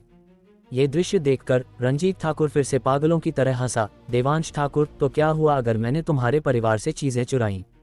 क्या पुलिस स्टेशन हमें नियंत्रित कर सकता है? साथ ही क्या तुम्हें लगता है कि केस वापस लेने के लिए पुलिस स्टेशन जाने से यह मामला खत्म हो जाएगा? तुमने मुझे इस तरह पीटा, अगर तुम मेरे सामने नाक नहीं रगड़ते और माफी नहीं मांगते तो मैं अपने दूसरे चाचा से तुम पर जानबूझकर हत्या की कोशिश का आरोप लगवाऊंगा। ये सुनकर बलवंत ठाकुर तुरंत चिंतित हो गए और रंजीत ठाकुर से जल्दी से कहा, हम सब परिवार हैं, क्या तुम्हें वाकई इतनी हद तक जाना है? इसे हद तक जाना कहते हैं, इससे भी ज़्यादा हद है। मैंने अब अपना मन बदल लिया है। न केवल देवांश ठाकुर को मुझसे माफ़ी मांगनी होगी, बल्कि तुम्हारे पूरे परिवार को उस छोटी सी बच्ची सहित घुटने टेकने होंगे और मुझसे माफ़ी मांगनी होगी। रंजीत ठाकुर ने अत्यधिक अहंकार के साथ कहा। जिस कारण से वह इतना ढीठ होने की हिम्मत कर रहा था वह ये था कि हालिया टकराव के बाद उसने महसूस किया था कि दूसरी तरफ के लोग उसके दूसरे चाचा का कुछ नहीं कर सकते थे। यहाँ तक कि करजत के सम्मानित क्राउन प्रिंस को भी उसके दूसरे चाचा ने गंभीरता से नहीं लिया, तो उसे और किस बात की चिंता थी? उस बड़े पेड़ पर टेक लगाकर जो ठाणे लॉ एनफोर्समेंट ब्यूरो का सम्मानित डायरेक्टर था, अगर वह अहंकारी नहीं होता तो क्या वह अपने दूसरे चाचा के कंधे पर लगे उस एक सितारे को निराश नहीं कर रहा होता? माफी, देवांश ठाकुर ने ताना मारा। फिर थोड़ी सी ताकत लगाकर उसने बुजुर्ग दंपति के हाथों से खुद को छुड़ाया। फिर भीड़ को चीरता हुआ सीधे रंजीत ठाकुर के सामने चला गया और एक थप्पड़ जड़ने के लिए अपना हाथ उठाया। इस थप्पड़ की ताकत ने रंजीत ठाकुर के सिर को सीधे जमीन पर दे मारा, जिससे तुरंत उसके सिर से खून बहने लगा, ये दिखाते हुए कि देवांश ठाकुर का थप्पड़ कितना शक्तिशाली था। क्या ये माफी काफी है?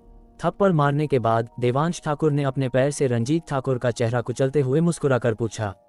रंजीत ठाकुर जमीन पर पड़ा पूरी तरह से सन्न था। उसे ये भी पता नहीं चला था कि देवांश ठाकुर पुलिस वालों द्वारा बनाई गई मानव दीवार को पार करके उसके सामने कैसे आ गया। क्या पुलिस वालों के बीच कोई भेदी था जिसने देवांश ठाकुर को आने दिया? साफ तौर पर उसने पुलिस वालों को गलत समझा था। जब देवांश ठाकुर अभी चला तो उन्होंने उसे रोकने की पूरी कोशिश की, लेकिन देवांश ठाकुर एक ट्रेन की तरह था, उसकी गति को उनमें से कुछ लोग रोक ही नहीं सकते थे, इसलिए वे केवल उसे अपनी रक्षा पंक्ति को आसानी से तोड़ते हुए और रंजीत ठाकुर के सामने प्रकट होते हुए ही देख सके। तुम लोग अभी भी वहां क्यों खड़े हो? क्या तुम्हें नहीं दिख रहा कि तुम्हारे डायरेक्टर का भतीजा एक अपराधी द्वारा पीटा जा रहा है? तुम गोली क्यों नहीं चला रहे? रंजीत ठाकुर ने कहा। उसके शब्द दबे हुए थे क्योंकि उसका चेहरा कुचला जा रहा था। उद्धरण चिन्ह ... उद्धरण चिन्ह। पुलिस वालों ने ये सुनकर एक दूसरे की ओर देखा। हालांकि वे पूरी तरह से हथियारों से लैस थे, लेकिन वे आसानी से गोली चलाने की हिम्मत नहीं कर सकते थे, वरना उनकी नौकरी चली जाती। इसलिए वे सब जसवंत ठाकुर की ओर देख रहे थे, उसके निर्देशों का इंतजार कर रहे थे। जसवंत ठाकुर ने कोई निर्देश नहीं दिया, इसके बजाय वह देवांश ठाकुर की हरकतों से इतना डर गया था कि वह बार बार पीछे हटा अपने माथत के पास वापस चला गया। तभी उसने थोड़ी राहत महसूस की, देवांश ठाकुर द्वारा पीटे जाने के डर से। लगता है माफी काफी नहीं है, देवांश ठाकुर ने कहा। फिर अपना पैर उठाया और दोबारा नीचे पटका, जिससे रंजीत ठाकुर के मुंह से दिल दहला देने वाली चीख निकल गई। दूसरे चाचा, बचाओ, देवांश ठाकुर किसी को मार रहा है, आप उसे गोली क्यों नहीं मार रहे? उद्धरण चिन्ह ... उद्धरण चिन्ह। जसवंत ठाकुर देवांश ठाकुर को मारने की हिम्मत नहीं करेगा।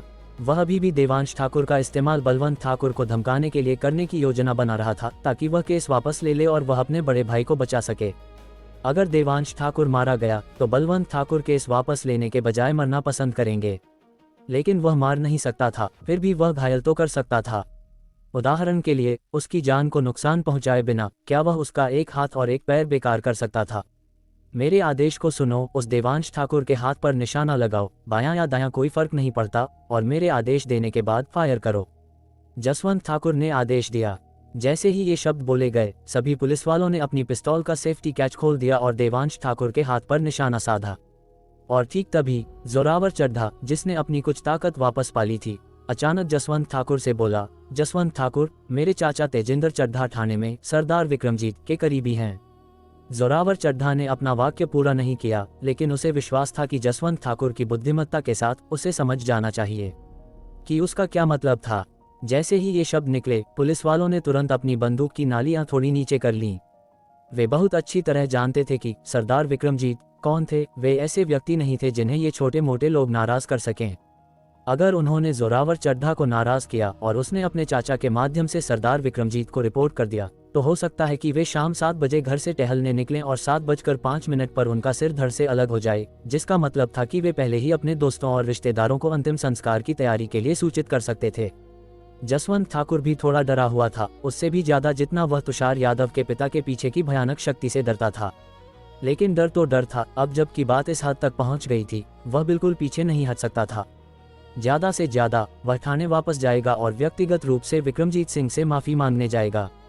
उसे विश्वास नहीं था कि विक्रमजीत सिंह वास्तव में उस पर हाथ डालने की हिम्मत करेंगे, जो लॉ एनफोर्समेंट ब्यूरो का डायरेक्टर था।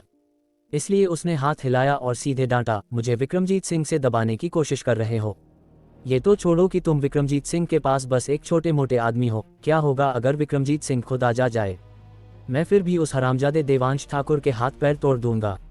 और विक्रमजीत सिंह की तो बात ही मत करो, अगर भगवान भी आ जाएं तो वे मुझे रोक नहीं सकते, मैंने कह दिया। जैसे ही उसकी आवाज़ गिरी, कारों का एक काफिला जल्दी से ठाकुर परिवार के आंगन के प्रवेश द्वार पर रुका।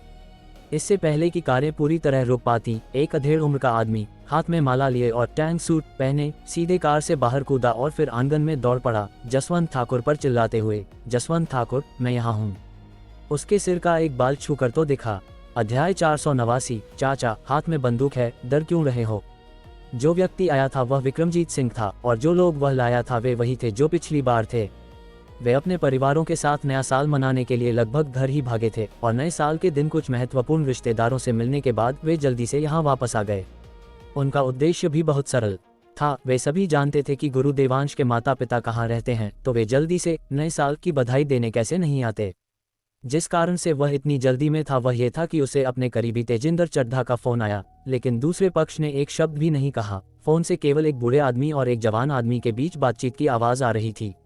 इस बातचीत को सुनकर विक्रमजीत सिंह तुरंत समझ गया कि यह तेजिंदर चड्ढा का भतीजा जोरावर चड्ढा था, जिसका सामना ठाणे लॉ एनफोर्समेंट ब्यूरो के डायरेक्टर जसवंत ठाकुर से हो रहा था। उसे शुरू में इस मामले में कोई दिलचस्पी नहीं थी, लेकिन जब उसने देवांश ठाकुर नाम सुना तो उसकी पुतलियां तुरंत फैल गईं और वह ड्राइवर को गति बढ़ाने के लिए लगातार कहता रहा, जिसके कारण अभी का ये दृश्य बना। चूंकि आंगन का प्रवेश द्वार पहले से ही कारों से भरा था, इसलिए उसके द्वारा लाई गई गाड़ियों में से केवल 4 या 5 ही रुकी और बाकी को मुख्य सड़क से जाने वाली छोटी सड़क पर पार्क करना पड़ा। जैसे ही विक्रमजीत सिंह कार से बाहर निकला, दीपिका ठाकुर ने तुरंत राहत की सांस ली। वह जानती थी कि विक्रमजीत सिंह देवांश ठाकुर के लिए काम करता है, इसलिए जो लोग वह लाया था वे जसवंत ठाकुर को डराने में सक्षम होने चाहिए। हालांकि ये सोचते हुए कि वह आखिर ठाणे का वह विक्रमजीत सिंह नहीं था, वह एक पल के लिए अनिश्चित हो गई। आखिरकार चाहे देवांश ठाकुर उन्हें कितनी भी तनख्वाह दे, वे संभवतः देवांश ठाकुर के लिए गोलियां नहीं खा सकते थे। इसके अलावा दूसरा पक्ष लॉ एनफोर्समेंट ब्यूरो से था। एक वैध सरकारी तंत्र उन्हें नाराज करने की हिम्मत कौन करेगा? इस बारे में सोचने के बाद दीपिका ठाकुर फिर से आह भरने से खुद को नहीं रोक सकी, यह महसूस करते हुए कि आज का मामला आसानी से सुलझने वाला नहीं था। दीपिका ठाकुर के निराशावादी मूड के बिल्कुल विपरीत लकी तनेजा और जोरावर चड्ढा थे। जैसे ही उन्होंने विक्रमजीत सिंह को देखा, वे इतने उत्साहित थे कि वे लगभग ऊपर नीचे कूदने लगे, क्योंकि उनका मानना था कि हालांकि जसवंत ठाकुर ने दावा किया था कि अगर विक्रमजीत सिंह खुद भी आ जाए तो कोई फर्क नहीं पड़ेगा, लेकिन असलियत में जैसे ही विक्रमजीत सिंह आएगा वह तुरंत पीछे हट जाएगा। वे बस ये समझ नहीं पा रहे थे कि विक्रमजीत सिंह जैसा इतना बड़ा आदमी संयोग से इस दूरदराज गरीब जगह पर, और उससे भी ज्यादा संयोग से देवांश ठाकुर के घर पर कैसे दिखाई देगा। क्या ऐसा हो सकता है कि वह भी देवांश ठाकुर को नए साल की बधाई देने आया हो? लकी तनेजा और अन्य लोगों ने सोचा कि यह बहुत संभव है, क्योंकि विक्रमजीत सिंह ने अभी तक महसूस नहीं किया था कि उसने व्यक्ति को गलत समझा है, इसलिए वह अभी भी मानता था कि देवांश ठाकुर कोई बहुत भयानक व्यक्ति है जिसे वह जानता था, और उसके लिए नए साल के दूसरे दिन नए साल की बधाई देने आना बिल्कुल सामान्य था। जोरावर चड्ढा के लिए ये समझना और भी आसान था। विक्रमजीत सिंह तब स्की रिजॉर्ट में मिस्टर देवांश से इतना डर गया था, इसलिए उसके लिए नए साल के दूसरे दिन उन्हें नए साल की बधाई देने आना स्वाभाविक था। लेकिन जसवंत ठाकुर और उसके समूह ने स्की रिजॉर्ट की घटना का अनुभव नहीं किया था, इसलिए वे इस पल पूरी तरह से हक्का बक्का थे, ये समझने में असमर्थ कि विक्रमजीत सिंह वास्तव में यहाँ क्यों दिखाई देगा और वह देवांश ठाकुर जैसे गंवार के लिए क्यों खड़ा होगा। क्या ऐसा हो सकता है कि देवांश ठाकुर ने इतना पैसा इसलिए कमाया क्योंकि वह हमेशा से विक्रमजीत सिंह के साथ सहयोग कर रहा था? आखिरकार केवल यही समझा सकता था कि विक्रमजीत सिंह इस तरह देवांश ठाकुर की रक्षा क्यों करेगा। अगर सच में ऐसा था तो इस मामले को संभालना वास्तव में मुश्किल होगा, क्योंकि देवांश ठाकुर को छूना विक्रमजीत सिंह के हितों को छूने के बराबर होगा। क्या विक्रमजीत सिंह इसे आसानी से जाने देगा? 4 अलग अलग मंडल एक संक्षिप्त पल में 4 पूरी तरह से अलग मानसिकताओं को जन्म दे रहे थे। ये दिखाता है कि इंसानी दिल वास्तव में कितने जटिल और अथाह हैं। जसवंत ठाकुर वास्तव में उस पल घबरा गया जब उसने विक्रमजीत सिंह को देखा, क्योंकि जिस कारण से उसने ये कहने की हिम्मत की थी कि वह विक्रमजीत सिंह को अपनी आंखों में नहीं रखता, वह ये था कि उसे पूरा यकीन था कि विक्रमजीत सिंह संभवतः नागपुर गांव में दिखाई नहीं दे सकता। बड़ी बातें कौन नहीं करता। फिर भी एक पल वह कह रहा था कि वह विक्रमजीत सिंह को अपनी आंखों में नहीं रखता, और अगले ही पल विक्रमजीत सिंह उसके ठीक सामने था। यह उसे घबराने और असहाय महसूस कराने के लिए कैसे काफ़ी नहीं होता। किसी को ये जानना चाहिए कि हालांकि वह लॉ एनफोर्समेंट ब्यूरो का डायरेक्टर था, विक्रमजीत सिंह एक प्रांत के मुखिया की भी परवाह नहीं करता था, तो वह लॉ एनफोर्समेंट ब्यूरो के एकमात्र डायरेक्टर की जिंदगी और मौत की परवाह क्यों करेगा। अगर उसने सच में विक्रमजीत सिंह को नाराज किया तो शायद उसे पता भी नहीं चलेगा कि वह कैसे मरा। मिस्टर विक्रमजीत, आप यहाँ क्यों आए हैं? जसवंत ठाकुर ने विक्रमजीत सिंह से बहुत विनम्रता से कहा। बोलते समय उसने अपना हाथ हिलाया, अपने मातहतों को अपनी बंदूकें नीचे करने के लिए कहा, कहीं विक्रमजीत सिंह यह न समझ ले कि बंदूक की नालियां उसकी ओर तनी हैं। वास्तव में उसके हाथ हिलाए बिना ही इन मातहतों ने पहले ही अपनी बंदूकें नीचे कर ली थीं, और जो ज्यादा डरपोक थे उन्होंने अपने हाथ भी नीचे कर लिए थे, बस विक्रमजीत सिंह की गलतफहमी के डर से। और जैसे ही वह बोला, ठाकुर परिवार के सदस्य और गांव वाले तुरंत सन्न रह गए। क्या यह विक्रमजीत सिंह केवल देवांश ठाकुर के नीचे काम करने वाला एक कर्मचारी नहीं है? वह जसवंत ठाकुर को इतना क्यों डराएगा? इस हद तक कि संबोधन भी आप औपचारिक हो गया। क्या मुझे तुम्हें रिपोर्ट करने की जरूरत है कि मैं यहाँ क्या कर रहा हूँ? विक्रमजीत सिंह ने सीधे उसे डांटा। जरूरत नहीं, मैंने बारी के बिना बात की। जसवंत ठाकुर ने जल्दी से एक बनावटी मुस्कान के साथ कहा, झुकने और खींचने में सक्षम होना आधिकारिक हलकों में जीवित रहने का एक अनिवार्य कौशल है। जसवंत ठाकुर ने इसे बहुत अच्छी तरह से महारत हासिल कर ली थी, इसलिए भले ही उसने अपने दिल में 1000 बार शाप दिया हो, उसका चेहरा मुस्कुराता रहा। ये सुनकर विक्रमजीत सिंह ने तुरंत ठंडी सांस ली। अब मुस्कुराते हुए जसवंत ठाकुर पर ध्यान नहीं दिया, बल्कि इसके बजाय जल्दी से देवांश ठाकुर के पास गया और सम्मानपूर्वक कहा, मुझे माफ कर दीजिए मिस्टर देवांश, मुझे देर हो गई। देवांश ठाकुर ने केवल थोड़ा सिर हिलाया, एक विनम्र प्रतिक्रिया भी दिए बिना। ये देखकर कि देवांश ठाकुर ने कोई जवाब नहीं दिया, विक्रमजीत सिंह का दिल डूब गया, और फिर सिर से पैर तक पट्टियों में लिपटे एक आदमी को अभी भी देवांश ठाकुर द्वारा कुचले जाते हुए देखकर उसने उत्सुकता से कहा, मिस्टर देवांश, क्यों न मैं आपके लिए इसे कुचल दूं और आप थोड़ा आराम करें। ठीक है। देवांश ठाकुर ने अपना पैर हटा लिया और आंगन में लकी तनेजा और अन्य लोगों की ओर चल दिया। जाते समय निर्देश देना नहीं भूला, अपनी ताकत से सावधान रहना, आखिर यह नया साल है और किसी को मारना अशुभ होगा। मिस्टर देवांश, मैं इससे अच्छी तरह वाकिफ हूँ। विक्रमजीत सिंह के बोलने के बाद उसने रंजीत ठाकुर के पेट में लात मारी, जिससे वह मौके पर ही दर्द से चिल्ला पड़ा। दूसरे चाचा, बचाओ, मुझे बहुत दर्द हो रहा है। जसवंत ठाकुर। ये सुनकर विक्रमजीत सिंह ने चारों ओर देखा और फिर जसवंत ठाकुर की दिशा में मुंह करके जोर से पूछा, दूसरे चाचा? कौन है इसका दूसरा चाचा? उद्धरण चिन्ह ... उद्धरण चिन्ह। जसवंत ठाकुर खामोश था, ये स्वीकार करने की हिम्मत नहीं कर रहा था कि वह उसका दूसरा चाचा है। उसने अपने दिल में प्रार्थना भी की कि देवांश ठाकुर, वह बेवकूफ़ आदमी, उसका पर्दाफाश न करे। लेकिन जिसका उसे सबसे ज्यादा डर था वही हुआ। किसी को जवाब न देते देख रंजीत ठाकुर ने खुद ही डींग मारी, मेरे दूसरे चाचा ठाणे लॉ एनफोर्समेंट ब्यूरो के वर्तमान डायरेक्टर हैं। अगर तुमने मेरे सिर का एक बाल भी छूने की हिम्मत की तो मेरे दूसरे चाचा निश्चित रूप से तुम्हें पछताने पर मजबूर कर देंगे।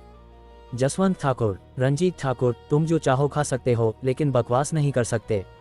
सरदार विक्रमजीत के साथ मेरा रिश्ता गहरा है, यह असंभव है कि तुम्हारे कारण हमारा कोई झगड़ा हो। जसवंत ठाकुर ने जल्दी से खुद को दूर करने की कोशिश की। दूसरे चाचा, आप किस बात से डर रहे हैं? सरदार विक्रमजीत बस एक सड़क का गुंडा है, लेकिन आप लॉ एनफोर्समेंट ब्यूरो के सम्मानित डायरेक्टर हैं। आप उससे क्यों डर रहे हैं? रंजीत ठाकुर गरजा, जमीन पर दबा हुआ।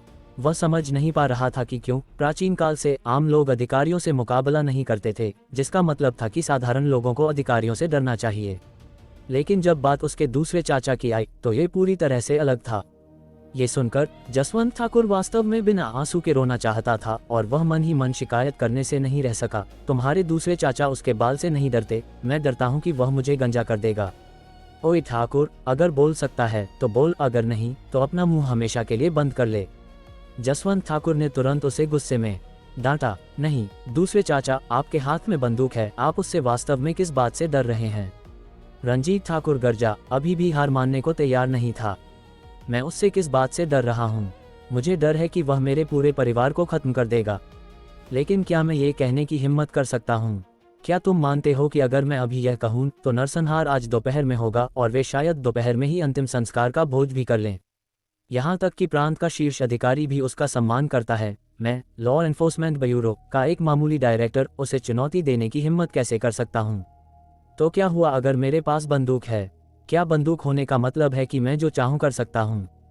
तुम बेवकूफ़ आदमी, तुम विक्रमजीत सिंह की ताकत से पूरी तरह अनजान हो। उद्धरण चिन्ह डॉट डॉट डॉट उद्धरण चिन्ह। ये सुनकर जसवंत ठाकुर ने महसूस किया कि उसका चेहरा काली लकीरों से भर गया है। पूरी तरह से अनिश्चित था कि इस बेवकूफ़ भतीजे को कैसे जवाब दिया जाए। उनकी बातचीत सुनने के बाद विक्रमजीत सिंह ने रंजीत ठाकुर की पीठ में फिर से लात मारी, जिससे तुरंत रंजीत ठाकुर दर्द से चिल्ला पड़ा। लेकिन बस इतना ही नहीं था। विक्रमजीत सिंह ने आंगन के बाहर की ओर हाथ हिलाया और तुरंत दर्जनों माथत साफ वर्दी में अंदर दौड़ाए और विक्रमजीत सिंह के सामने खड़े हो गए। विक्रमजीत सिंह ने जमीन पर पड़े रंजीत ठाकुर की ओर इशारा किया और उदासीनता से कहा, इसे अधमरा होने तक पीटो, लेकिन वास्तव में मारना मत।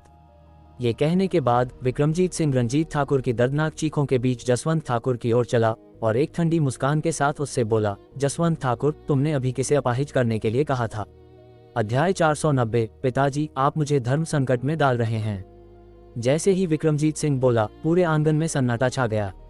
इस पल तुषार यादव ने अभी अभी फोन रखा ही था जब उसने विक्रमजीत सिंह के जानलेवा शब्द सुने और वह मन ही मन हैरान हुए बिना नहीं रह सका। जैसा कि ठाणे के सरदार विक्रमजीत से उम्मीद थी, वह स्थानीय लॉ एनफोर्समेंट ब्यूरो के डायरेक्टर का सामना करते समय भी इतना अहंकारी हो सकता है। एक आह के बाद तुषार यादव ने मन ही मन अफसोस जताया, एक असली मर्द ऐसा होना चाहिए, चाहे आपका पद कितना भी ऊंचा क्यों न हो। मेरे सामने तुम सब चींटियां हो। अगर मैं एक दिन ऐसा बन सकूं, तो मैं वास्तव में बिना किसी पछतावे के मरूंगा। अपने अफसोस के बाद वह भीड़ में चला गया और मोटे भाई लकी तनेजा और अन्य लोगों को सिर हिलाया। हालांकि उसने कुछ नहीं कहा, लेकिन सालों की अनकही समझ के साथ लकी तनेजा और अन्य लोग स्वाभाविक रूप से समझ गए कि सेक्रेटरी तुषार ने सब कुछ व्यवस्थित कर लिया होगा। इसलिए लकी तनेजा और अन्य लोगों ने अनजाने में राहत की सांस ली और चुपके से तुषार यादव को थम्स अप दिया, उसे मुंह से इशारा करते हुए, जबरदस्त।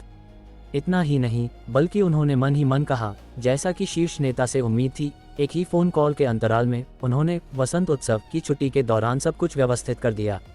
किसी को पता होना चाहिए कि उसका प्रतिद्वंद्वी लॉ एनफोर्समेंट ब्यूरो का डायरेक्टर था, जो उससे भी उच्च पद पर था। लेकिन तो क्या हुआ, उसने फिर भी काम वैसे ही किया जैसा उसने कहा था कि वह करेगा। यह एक सेक्रेटरी की ताकत थी। करजत के इस छोटे से कोने में उसके पास पूर्ण अधिकार था। दूसरी ओर जसवंत ठाकुर के चेहरे पर लकी तनेजा और अन्य लोगों के बिल्कुल विपरीत भाव थे। विक्रमजीत सिंह के शब्द सुनने पर उसका चेहरा तुरंत काला पड़ गया। भले ही कड़ाके की सर्दी थी, उसके माथे से पसीना बेकाबू होकर टपक रहा था। हालांकि वह नहीं जानता था कि देवांश ठाकुर विक्रमजीत सिंह के साथ क्यों शामिल था, लेकिन विक्रमजीत सिंह के व्यवहार से यह स्पष्ट था कि वह देवांश ठाकुर की रक्षा करने का इरादा रखता था। अगर उसने ये कहने की हिम्मत की कि वह देवांश ठाकुर के हाथ पैर तोड़ देगा, तो उसने अनुमान लगाया कि अगले ही सेकंड वह खुद विक्रमजीत सिंह द्वारा अपाहिज कर दिया जाएगा। उसकी तरफ मौजूद कई बंदूकों को मत देखो, एक भी व्यक्ति विक्रमजीत सिंह को गोली मारने की हिम्मत नहीं करता था। तो अगर विक्रमजीत सिंह ने वास्तव में उस पर हाथ उठाया, तो वे शायद बस खड़े होकर देखते रहेंगे। जसवंत ठाकुर, क्या तुम बहरे हो या गूंगे? क्या तुम चाहते हो कि मैं तुम्हें साफ करने के लिए लोहे की सीख का इस्तेमाल करूं? विक्रमजीत सिंह ने ठंडे चेहरे के साथ कहा, धीरे धीरे जसवंत ठाकुर की ओर बढ़ते हुए। अपने कानों और गले को लोहे की सीख से छेदे जाने के ख्याल ने जसवंत ठाकुर को पसीने से तर कर दिया। उसका दिल चिंता से जल रहा था। और ठीक तभी रंजीत ठाकुर, जो पहले ही पिटाई से पूरे शरीर में असहनीय दर्द में था, अचानक ऊपर देखा और चिल्लाया, दूसरे चाचा, वे पहले ही हमारी गर्दन पर सवार हैं और हग रहे हैं। आप और कब तक बर्दाश्त करेंगे? क्या आपने बलवंत ठाकुर और देवांश ठाकुर को हम पर हंसते हुए नहीं देखा? तुम अपना बकवास मुंह बंद रखो। जसवंत ठाकुर ने तुरंत गाली दी। अगर मैं तुम्हें बाप बेटे को बचाने की कोशिश नहीं कर रहा होता, तो क्या मैं अब ऐसी मुश्किल स्थिति में होता? लेकिन गाली देने के अलावा जसवंत ठाकुर ने फिर भी अनजाने में बलवंत ठाकुर और उनके बेटे की ओर देखा। तब उसने देखा कि उसका तीसरा भाई, हालांकि एक उलझन भरे भाव के साथ भौहें सिकुड़े हुए था, अब पहले जैसी चिंता और डर नहीं दिखा रहा था, बल्कि एक सुकून भरा नजारा था। और देवांश ठाकुर, वह वास्तव में फिर से अपनी बेटी के साथ मिट्टी में खेल रहा था। ऐसा लग रहा था जैसे शुरुआत से ही उसने इन हथियारबंद आदमियों को गंभीरता से नहीं लिया था, इत्मीनान से अपनी बेटी के साथ घर घर खेल रहा था। इसकी तुलना अपनी खुद की वर्तमान घबराहट और ठंडे पसीने से करते हुए जसवंत ठाकुर ने नफरत में दांत भींचे। उन दो गंवारों को विक्रमजीत सिंह का संरक्षण कैसे मिल सकता था? वह ठाणे लॉ एनफोर्समेंट ब्यूरो का सम्मानित डायरेक्टर था। स्थिति और ताकत दोनों में वह उन दोनों से सैकड़ों हजारों गुना ज्यादा मजबूत था। उसे विक्रमजीत सिंह का एहसान मिलना चाहिए था। जसवंत ठाकुर समझ नहीं पा रहा था और न ही वह इसे स्वीकार करेगा। उसे केवल यह महसूस हुआ कि भगवान अंधे हैं जो बलवंत ठाकुर और उनके बेटे इन छोटे लोगों को सफल होने दे रहे हैं।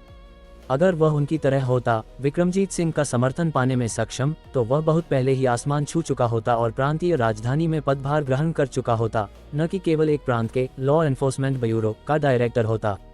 ये सोचकर जसवंत ठाकुर और भी उग्र हो गया। काश वह बलवंत ठाकुर और उनके बेटे को मार सकता और उनकी जगह ले सकता। क्या मैंने कुछ गलत कहा? वे दोनों बाप बेटे शायद अभी अपने दिलों में हमें बदनाम कर रहे हैं। दूसरे चाचा, अगर आपने जल्दी कदम नहीं उठाया तो हमारे चेहरे, चाचा और भतीजे पूरी तरह से खो जाएंगे। रंजीत ठाकुर जोर से गरजा। उद्धरण चिन्ह ... उद्धरण चिन्ह। जसवंत ठाकुर का चेहरा गंभीर था और उसने कुछ नहीं कहा। वह कैसे नहीं जान सकता था कि उसने पहले ही पूरी तरह से अपना चेहरा खो दिया है, लेकिन वह क्या कर सकता था? विक्रमजीत सिंह के यहाँ होने के साथ उसका कोई कहना नहीं था। मैं कहता हूँ, क्या तुम लोगों ने नाश्ता नहीं किया? उस जानवर में अभी भी चिल्लाने की ताकत क्यों है? विक्रमजीत सिंह मुड़ा और ठंडेपन से अपने मातहतों से कहा। जैसे ही वह बोला, वे माथा तुरंत डर के मारे अपनी सुध बुद्ध खो बैठे और रंजीत ठाकुर को बेरहमी से पीटने लगे। वे उसे बहुत जोर से मारने और सीधे मारने से डर रहे थे, लेकिन अब ऐसा लग रहा था कि अगर वे उसे पीट पीट कर नहीं मारेंगे तो वे ही होंगे जो मरेंगे। इस प्रकार रंजीत ठाकुर के मुंह से दिल दहला देने वाली चीखें लगातार फूट पड़ी, जिससे किसी की भी रूह कांप जाए। विक्रमजीत सिंह ने यह देखा, संतुष्टि के साथ सिर हिलाया और फिर जसवंत ठाकुर की ओर चलना जारी रखा। मुस्कुराते हुए उससे कहा, जब मैं तुम्हारे पास पहुंचूं, अगर तुम मुझे अभी भी संतोषजनक जवाब नहीं दे पाए तो मुझे अपने हाथों से तुम्हारे हाथ पैर तोड़ने के लिए दोष मत देना, ठीक है? उद्धरण चिन्ह ... उद्धरण चिन्ह। ये सुनकर जसवंत ठाकुर पूरी तरह से भयभीत था। वह विक्रमजीत सिंह के काम करने के तरीके को जानता था। वह अपनी जुबान का पक्का आदमी था। चूंकि उसने कहा था कि वह उसके हाथ पैर तोड़ देगा, तो वह निश्चित रूप से ऐसा करेगा। जसवंत ठाकुर का दिमाग दौड़ रहा था और ठीक जब वह बहस करने के बारे में सोच रहा था, उसने रंजीत ठाकुर की आवाज़ फिर सुनी। दूसरे चाचा, ये हरामजादा हमें हमारी ही दहलीज पर धमका रहा है और आप अभी भी अपनी बंदूक नहीं निकालेंगे और उसे गोली नहीं मारेंगे। आप लॉ एनफोर्समेंट ब्यूरो के सम्मानित डायरेक्टर हैं। अगर आप इतने डरपोक हैं तो क्या आप उस वर्दी के लायक हैं जो आप पहनते हैं? लानत है तुम पर, तुम बहुत बोलते हो। जसवंत ठाकुर, जो पहले से ही रंजीत ठाकुर के प्रति गुस्से से भरा था, ये सुनकर गुस्से में फट पड़ा और तुरंत रंजीत ठाकुर को गाली दी। फिर उसने तुरंत एक चापलूसी भरी मुस्कान ओढ़ ली और विक्रमजीत सिंह से कहा, मिस्टर विक्रमजीत, मुझे अब याद आया, मैंने जो कहा था वह ये था कि मैं रंजीत ठाकुर, उस हरामजादे के हाथ पैर तोड़ दूंगा। रंजीत ठाकुर। विक्रमजीत सिंह रुका। मुस्कुराते हुए उसने पूछा, मैंने देवांश ठाकुर कैसे सुना? क्या आपको यकीन है कि आपसे गलती नहीं हुई? कोई गलती नहीं, कोई गलती नहीं, वह रंजीत ठाकुर ही था। जसवंत ठाकुर ने जल्दी से हाथ हिलाया। क्या मैंने गलत सुना? विक्रमजीत सिंह ने पूछना जारी रखा।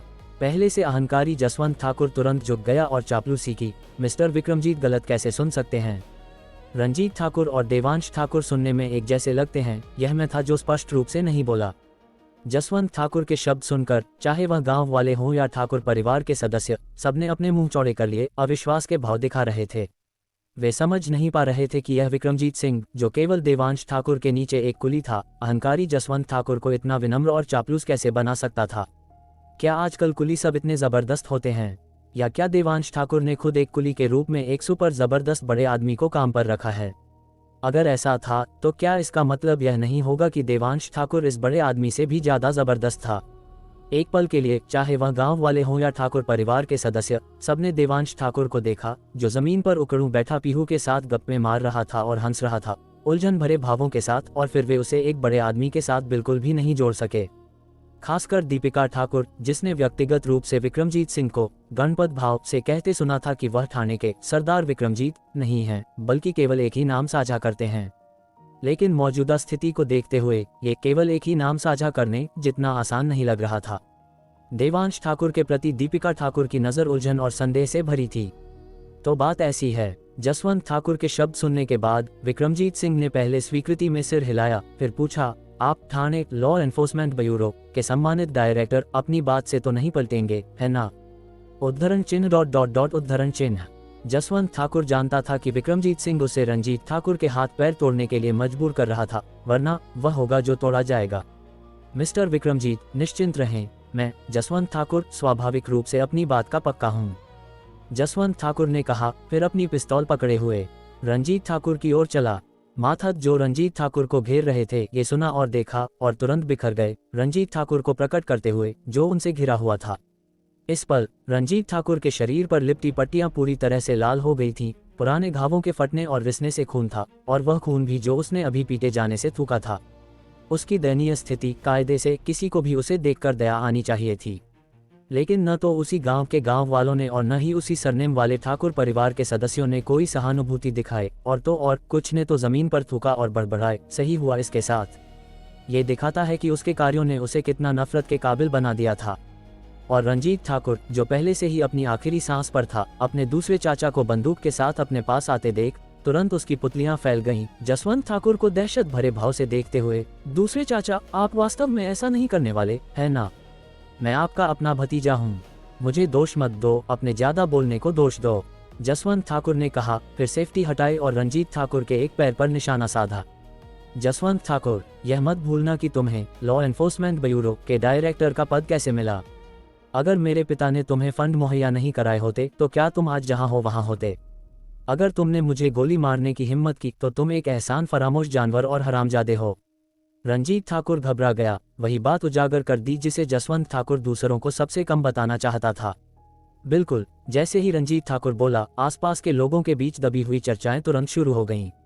दीपिका ठाकुर को तुरंत एहसास हुआ। कोई आश्चर्य नहीं कि वह धनराज ठाकुर को बाहर निकालने के लिए इतना उत्सुक था। उसे चिंता थी कि अगर धनराज ठाकुर ने सहयोग नहीं किया तो उसके द्वारा उसका पर्दाफाश कर दिया जाएगा। अपनी बेटी का विश्लेषण सुनकर बलवंत ठाकुर तुरंत समझ गए। उन्होंने अपना सिर मोड़ा और जमीन पर जोर से थूका, फिर दांत भींचे और कहा, दो भाई अभी भी एक दूसरे पर शक कर रहे हैं, कितनी शर्मनाक बात है। देवांश ठाकुर जमीन पर उकड़ू बैठा उदासी से ऊपर देखा। पिताजी, अगली बार थूकने से पहले क्या आप कृपया देख सकते हैं कि आसपास कोई है या नहीं? आप मेरे लिए इसे बहुत मुश्किल बना रहे हैं। अगर मेरे शरीर की रक्षा करने वाली आध्यात्मिक ऊर्जा नहीं होती जो बुराई को दूर रखती है, तो आपका पुराना कफ, हालांकि बहुत जानलेवा नहीं है, अगर मेरे सिर पर गिरता तो बेहद अपमानजनक होता।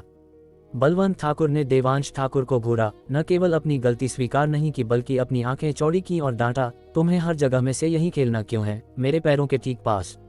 अगर ये तुम्हें लगा तो तुम इसके हकदार हो। देवांश ठाकुर, दादाजी, पीहू यहाँ खेलना चाहती थी। पीहू चींटियों को घर बदलते देख रही है। पीहू ने ऊपर देखा और तोतली आवाज में कहा, ओह, पीहू आना चाहती थी तो ठीक है दादाजी, अगली बार ध्यान रखेंगे, ठीक है। बलवंत ठाकुर ने तुरंत एक प्यार भरे भाव के साथ कहा। देवांश ठाकुर, ठीक है दादाजी, आप अपने काम पर वापस जा सकते हैं। पीहू चींटियों को देखने वापस जा रही है, पीहू ने कहा, फिर अपना सिर फिर से नीचे कर लिया। देवांश ठाकुर को साथ खींचते हुए चींटियों के पीछे कदम दर कदम आगे बढ़ते हुए। यहाँ के सामंजस्यपूर्ण माहौल के बिल्कुल विपरीत जसवंत ठाकुर और रंजीत ठाकुर अब एक दूसरे के खून के प्यासे थे। खासकर रंजीत ठाकुर द्वारा जसवंत ठाकुर की इज्जत की आखिरी धज्जी उड़ाने के बाद जसवंत ठाकुर इतना क्रोधित था कि उसका पूरा शरीर बेकाबू होकर कांप रहा था। उसने पहले भीड़ की प्रतिक्रियाओं को चारों ओर देखा और उन सभी को अपनी ओर इशारा करते हुए देखकर वह जान गया कि उस पल उसकी छवि पूरी तरह से बर्बाद हो गई थी। हालांकि अपनी छवि के बारे में अब कोई चिंता न होने के कारण उसकी हताशा ने विरोधाभासी रूप से उसे बहुत हल्का महसूस कराया, क्योंकि उसे अब नाटक नहीं करना था। इसलिए उसने अपने दांत दिखाए और रंजीत ठाकुर को गाली दी, हरामजादे, मेरी छवि खराब करने की हिम्मत की, तू साला मरना चाहता है। ये कहते हुए जसवंत ठाकुर ने संकोच नहीं किया, सीधे ट्रिगर दबा दिया और एक गोली की धायम आवाज के साथ एक गोली निकली और रंजीत ठाकुर की पिंडली पर सटीक निशाना लगा।